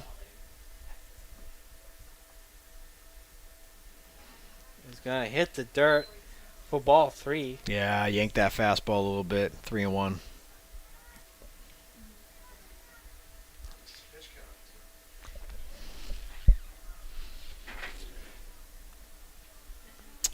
$103. And that's going to be a ball for a walk for Calderon. This is going to be his first play on base appearance. Yeah, ball 4. That was pitch number 104 for Braille. It's going to get a visit from Coach Zackerson, and he might be making a change here, and I think he is. So, but a solid outing for Cam Braille. He leaves with a 6-3 lead with 2 outs here in the top of the 7th inning. After that 2-out walk. Like you said, 104 pitches, but he pitched really well. Yeah, it's gonna be it's a quality start for him. Very good. So. Yep, he's in line for the win if the Bears can hang on to the lead, and looks like we have. I didn't see a number yet. See who's coming into this game. It's a left-hander.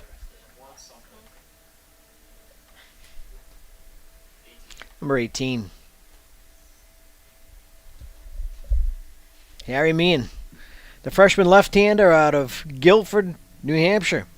Harry Meehan's on into the game, and we'll take a little bit of a break here. As solid outing for Cam Braille. He leaves with a 6-3 lead with 2 outs here in the top of the 7th. The runner on first. 104 pitch effort. Gave up 3 runs on 6 hits. Let's check out what the rest of his line was. How many walks? How many strikeouts? Let's go to the stats. Now pitching for the Bridgewater State Bears, number 18, Harry Meehan. Yeah, he walked 3, struck out 4. But again, he's in line for the win, trying to get to pick up his second one of the season. Breo's 1-0. And like we said, on the mound now for the Bears in relief is Harry Meehan. Hoping you get a lefty coming up here. He's back 2 lefties up coming up in the order, so I would assume he's definitely going to be facing the next 2 hitters. Meehan.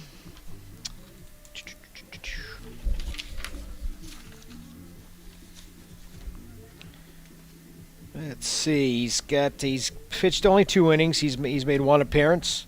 Getting him 3 runs, all earned on 3 hits with 3 walks, couple of strikeouts. As Meehan's first Now opponent batting. will be Right fielder Brett Higgs. Higgs. Brett Higgs is 1 for 3 in this game. Meehan with the pitch. That's gonna be strike 1.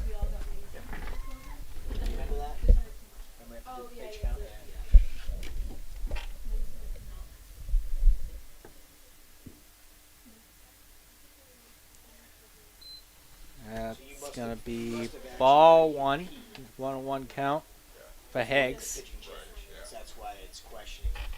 If you hadn't done that, it would automatically go to the next. Yeah, that's what we figure out why it does it sometimes, why it doesn't. Meehan tries to pick it off to the first base runner.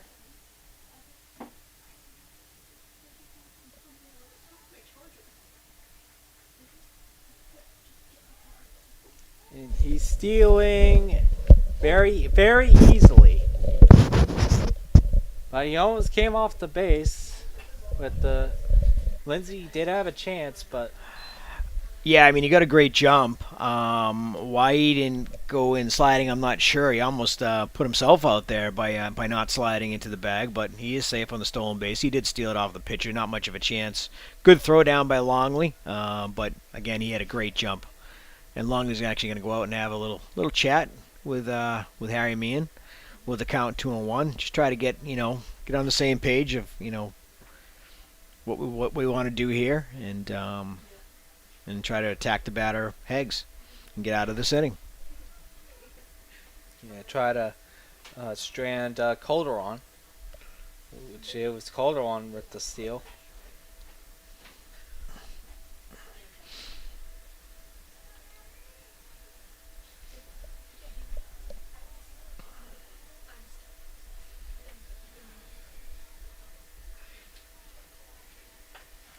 With the pitch, that's gonna be ball Yeah. outside. Yeah, outside and in the dirt. It's 3-1.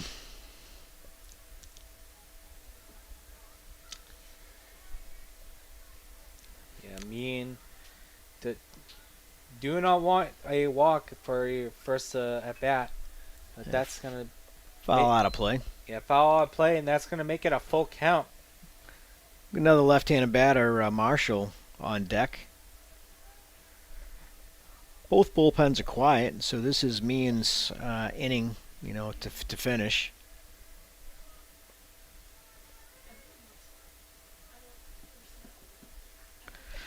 And Calderon, Grounds it slowly to short, charging Lindsay over to first. He gets out of it. So they straighten the runner at second. Well done by Harry Meehan. And we get to the bottom of the 7th inning, 6-3 Bears. we'll be right back at BSN.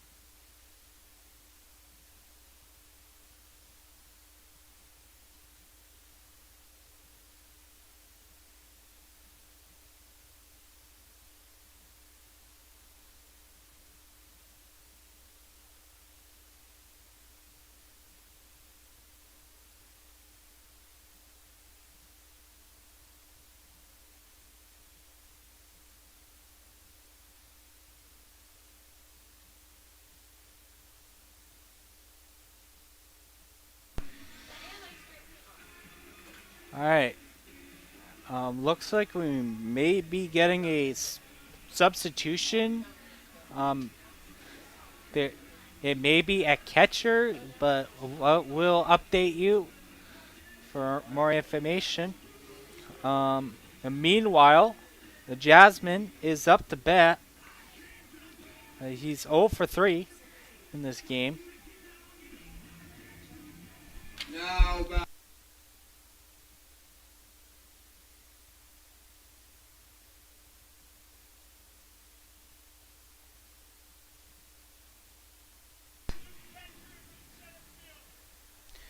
All right, we got an update, and it's going to be a new catcher and a new center fielder for Curry on defense.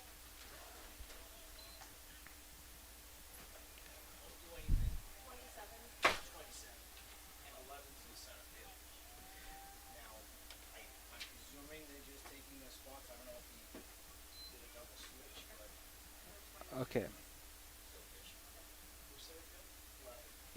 Okay, so it's going to be Joan Peralta at catcher. He's a junior out of Brownsville, New York.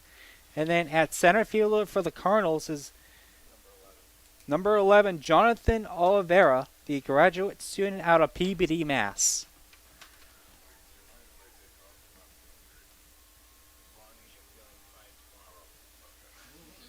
And that's going to be a ball outside for Jasmine, 2-2.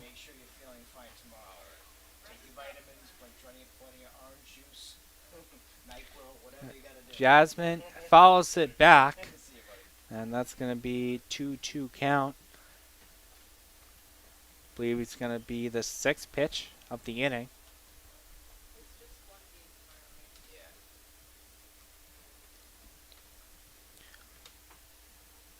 And Jasmine is struck out. I believe that's his third strikeout of the game. Now it's going to be the left fielder, Cam James, up to bat for the Bears. He's 1 for 3 in this game.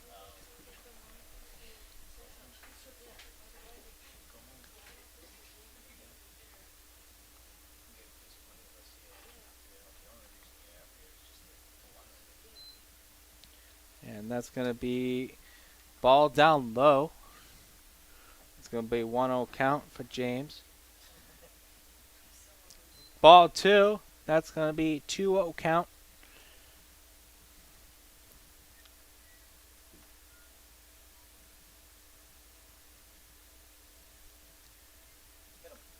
And Cam James was hit, and he's definitely shaking up.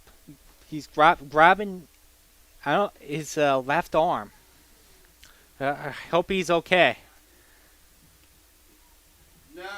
But he is going to take a trip to first base as Kyle Sirachi is up to bat.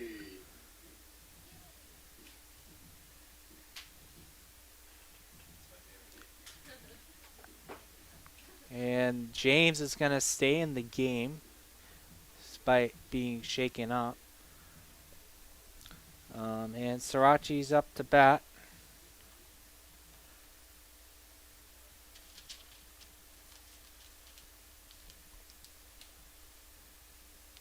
And it's going to be a ball down low.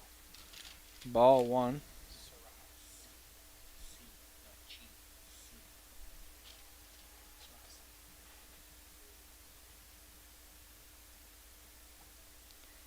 So that's C.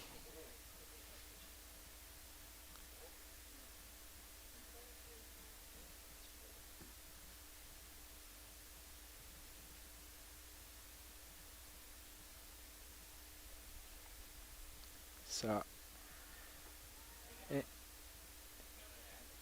and we have a steal.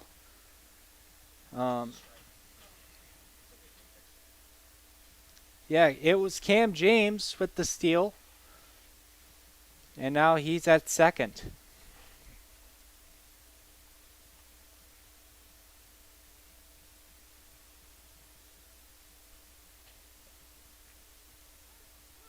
And that's going to be strikes Strike three for Sarasi. Now batting, center fielder, DJ Rampin. Now up the bat for the Bears is DJ Prampin. Prampin was previously hit by pitch. Been there twice today. But he hits it towards right field, and that's going to be off the fence, and he's going for three. And we got Prampin with the RBI triple, and he brings Cam James home. 7-3 Bears.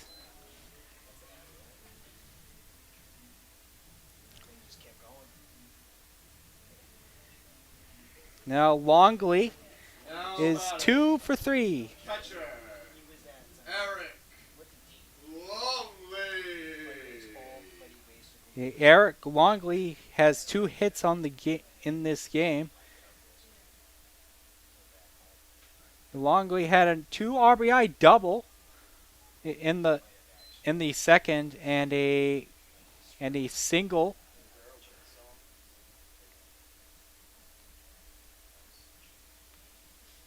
Longley, that's going to be a foul ball down low.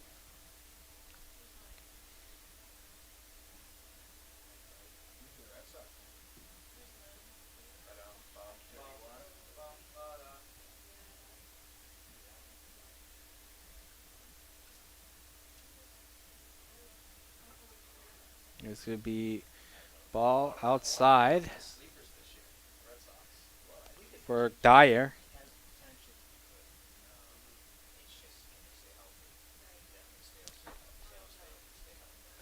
Dyer with the pitch.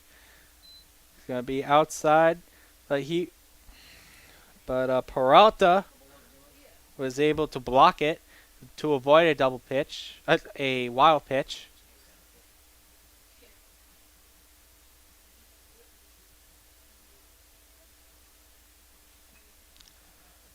It's going to be hit a foul.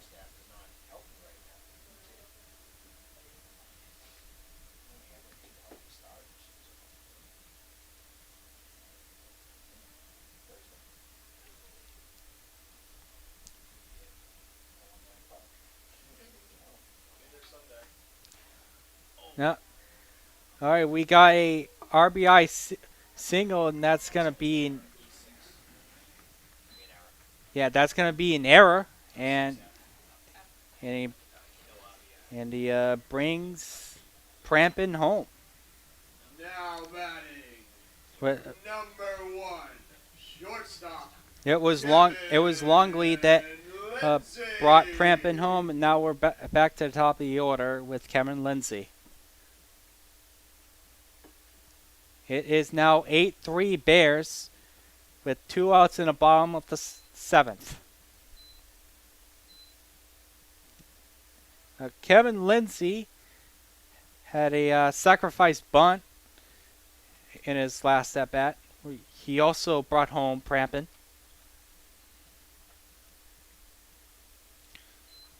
And that's going to be ball outside for a ball 2.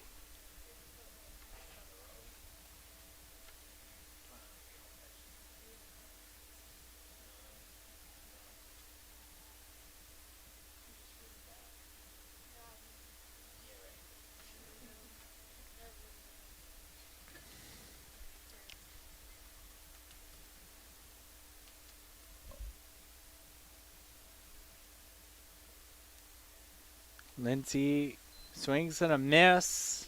That's going to be strike 1.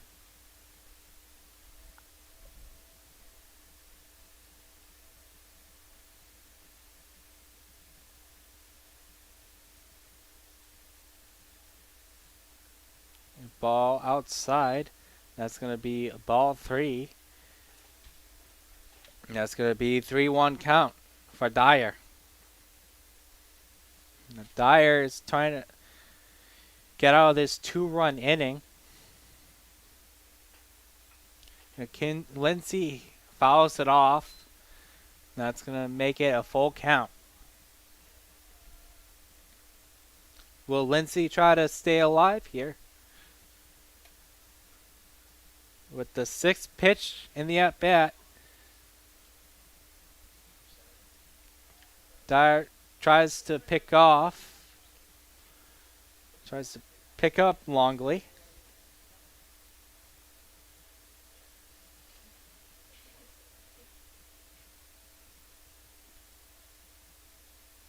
Dyer with the pitch. And he's going to walk Lindsay. An all expenses paid trip to first base. Now batting, right fielder, Jay Wadkowski. So we're gonna get a mound visit, and we're gonna get a pitching change for the Colonels, as a new pitcher will be coming in.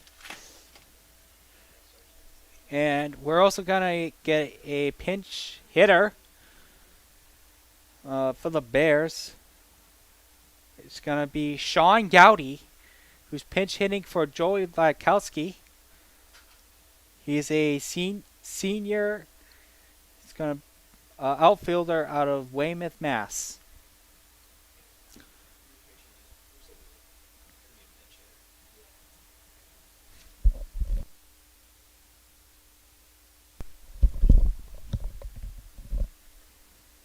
Meanwhile, we're trying to get the new pitcher for the Colonels.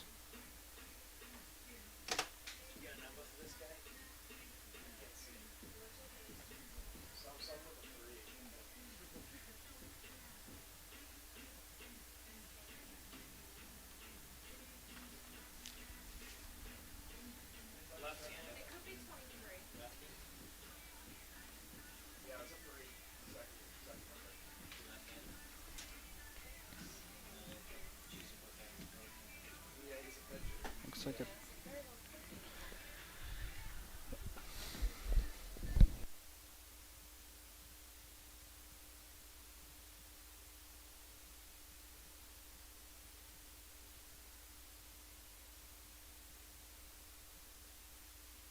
Now pitching all right. for the Curry So Cardinals. we have the update on the pitcher for the Colonels, and it's going to be number 23, Ryan Kirkpatrick, the junior out of Cumberland, Rhode Island. Now batting, Sean Gowdy. And his first customer is going to be pinch hitter Sean Gowdy. And that's going to be strike one. He did an announcement at the end, so wondering if Gowdy had come in like defensively before. Why didn't nobody announced it? Gowdy didn't even walk up to him like, hey, actually wondering if he came in, maybe he went for Wadkowski, right? Yeah. I wonder if he came in as a defense replacement the inning before. I don't know. He's an outfielder. He is. We got 1-1 count. Gowdy fouls it off.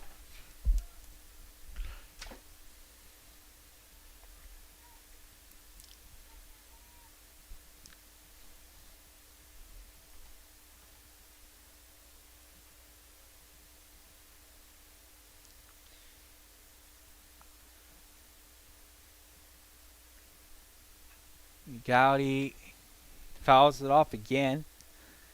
In 10 at-bats for Gowdy, he's hit 3 times, scored 4 runs, walked twice for a 300 batting average with a 417 on-base percentage. But Gowdy strikes out swinging at a low pitch, and that's gonna be the end of the bottom of the 7th. We're gonna be at the top of the 8th here at Alumni Park, and we'll be right back.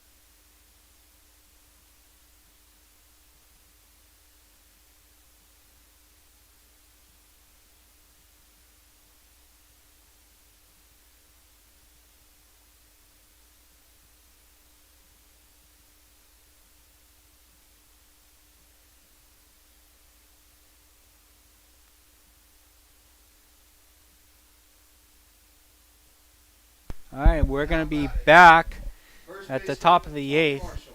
with Tommy Marshall at bat. Tommy Marshall is 0 for 3 in this game. Tommy Marshall pops it out. That's going to go foul. Yeah, it's going to go towards 104 perhaps. 0-1 count for Marshall. It's going to Harry Meehan is still on the mound for the Bears. There's a pitch up high.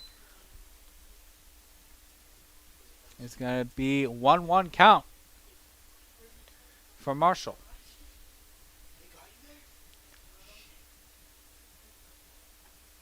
Pitch way outside. That's going to be ball 2. 2-1 count.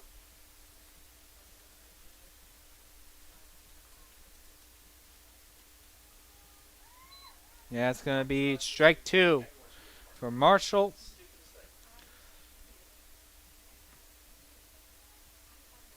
And Harry Meehan's looking to get his first strikeout. He's got his first strikeout of the game for Meehan. As we're at the top of the 8th with one out. Now batting, Eric Leonard. And we're going to get a pinch hitter. It's going to be Eric Leonard in for Shalas at DH.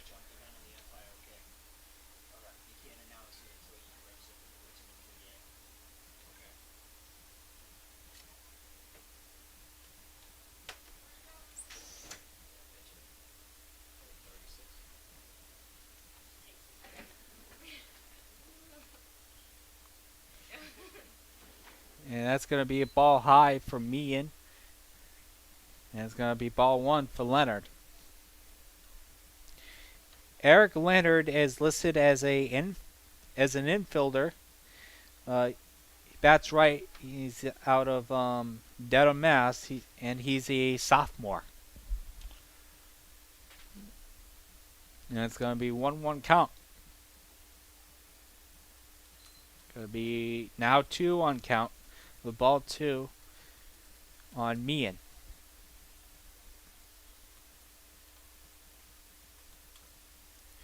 Now, Leonard swings and misses, and it's going to be a 2-2 count. Eric Leonard has played in. Eric Leonard strikes out swinging. Now that's going to be his second strikeout of the inning Now batting, for Meehan. third baseman, Brandon Polanco. Now Polanco is up to bat. The third baseman, he's 2 for 2. As he is almost hit by Meehan. It's going to be ball 1.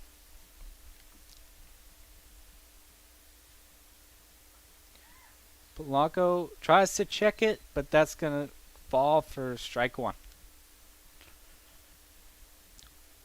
With 2 outs in the top of the 8th, Meehan with the pitch. And it's got to bounce, and that's going to make it ball 2.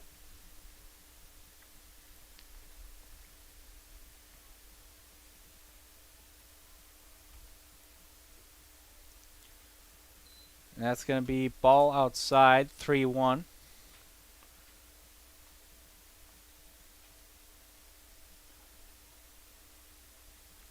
And that's going to swings and a miss, and that's going to make it a full count. Harry Meehan is trying to avoid his first walk of the game with the pitch.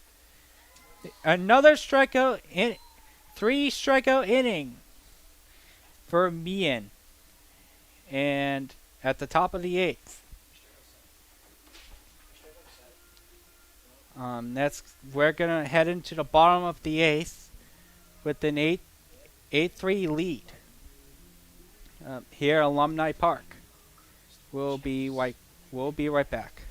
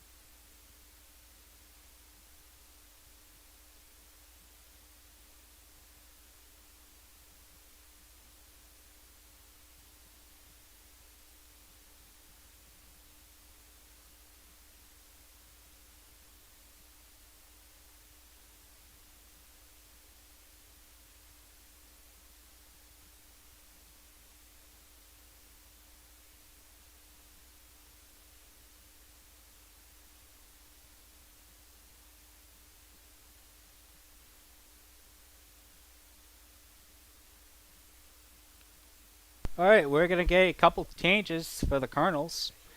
At first base, we're gonna get James Jackson, the senior out of Seekonk, and at pitcher, we're gonna get the freshman Andrew Hammer out of South Salem, New York,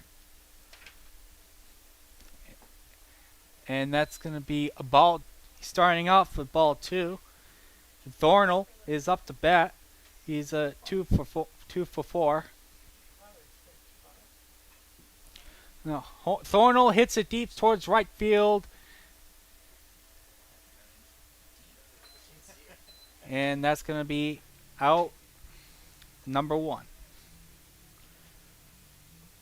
Now It was, first baseman.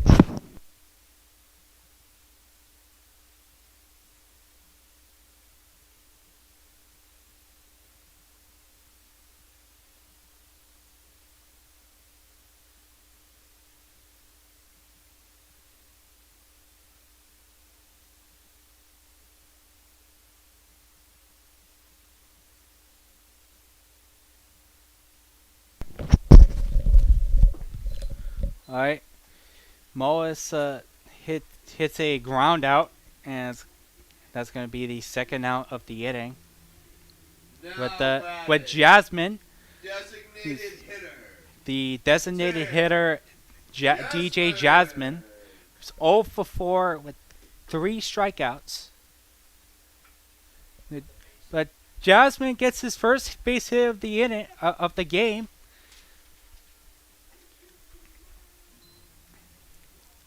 So add Jasmine to the hit count. Now batting, left fielder, Cam James. And the left fielder Cam James is at bat. And it's going to be stolen base for Jasmine.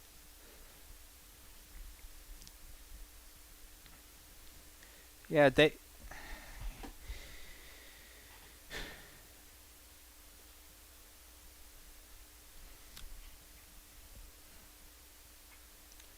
James hits it foul.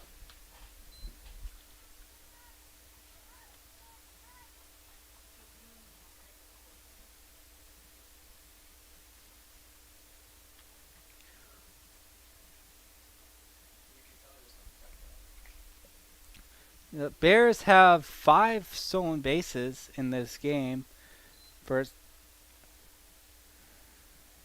only 1 stolen base by the Colonels.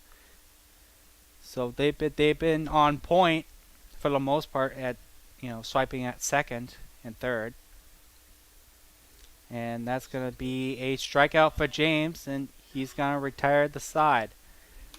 We're going to be top of the ninth. So the last chance for the Colonels here at Alumni Park. We'll be right back.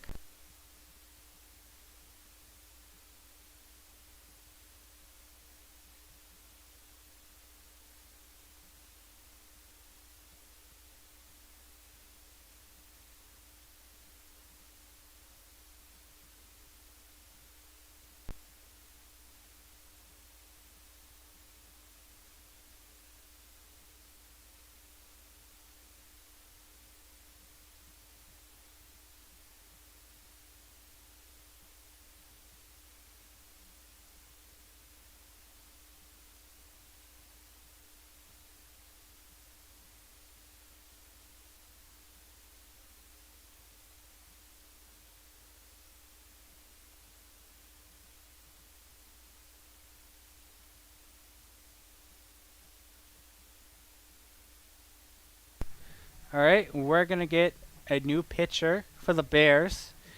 Number 34, Tyler Da Silva Medeiros, the senior out of Taunton. He's going to be closing things out here at Alumni Park at the top of the ninth. Yeah, he's got to make. He's the Bears closer. Are we live? No, obviously not a safe situation with an 8-3 lead, but trying to get him some work before they have the conference games coming up the end of the week. So it's an opportunity. He hasn't pitched in a little while.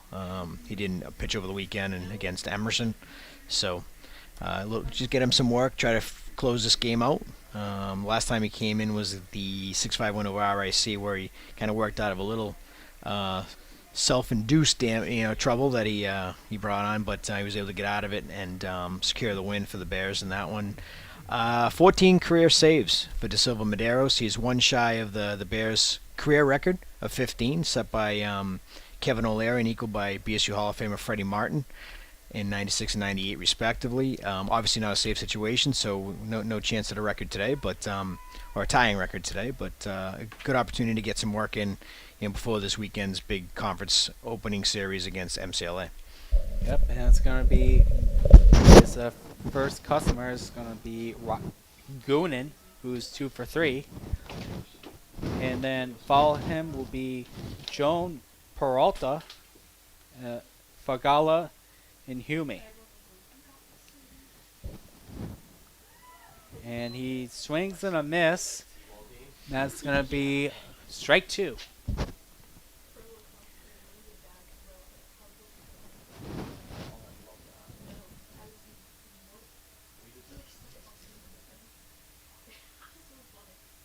And he hits it towards the shortstop. Moles gets it out. And Now two outs left in the filling game. at catcher, Joan Peralta. It's going to be Joan Peralta, number 27, with his first at-bat of the game. He came in as catcher a few innings ago. And I'm being told that we have a pinch hitter on deck. It's going to be number 9, Anderson Hunt, the freshman out of Norwell, Mass. As the ball goes outside. And that's going to be ball 2, 2-0 count.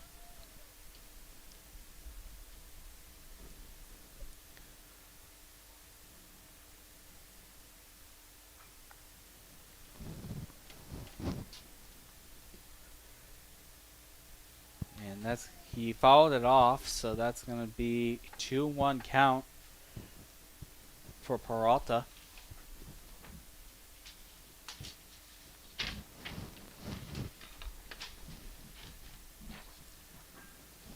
And he swings and misses, and that's going to be 2-2, make it a 2-2 count.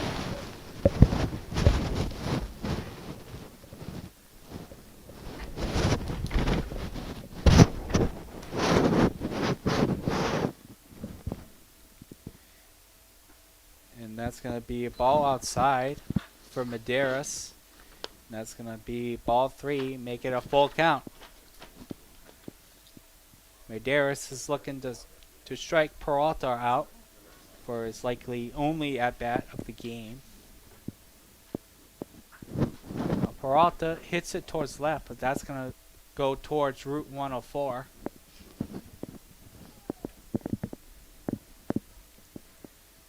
And that's going to be... This is going to be Medeiros' 7th pitch of the at-bat.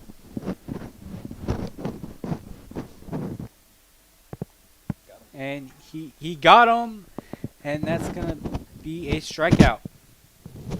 Only one out left in this game, as Medeiros is trying to close out the game. And Anderson Hart will be up to bat Now back. as a pinch hitter. Pinch hitting, Anderson Hart.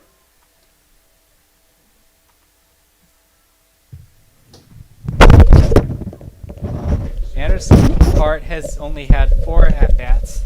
He hasn't got a single hit in the season. So Hart is looking for his first collegiate hit.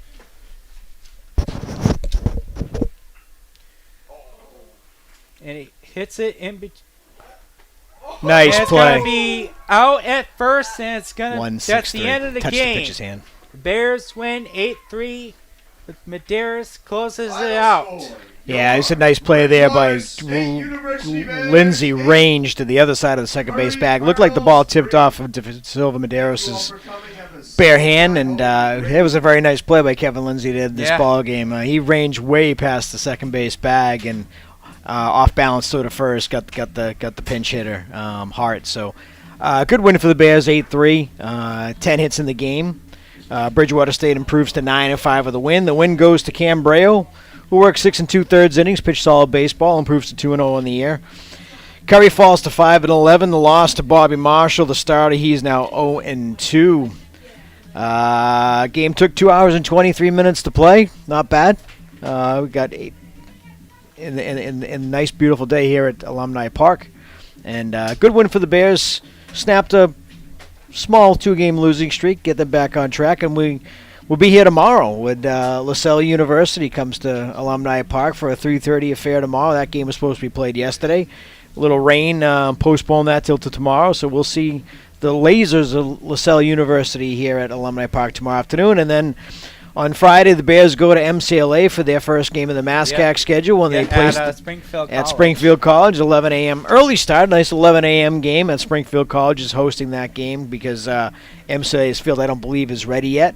The weather out in that part of western Massachusetts is a little different than it is here. So sometimes it takes them a little longer to get on their field in the spring. So, and then the Trailblazers will come here for a doubleheader on Saturday, weather permitting. It looks like rain might be in the forecast. It's a noontime doubleheader.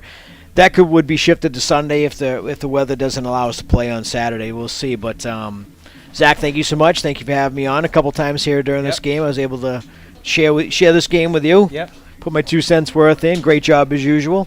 Yep. And again, final score here at Alumni Park. Bridgewater State wins it 8-3. Yep, 8-3. All right. It is a great day to be a Bear, and thank you very much for watching. Have a very good night, everybody.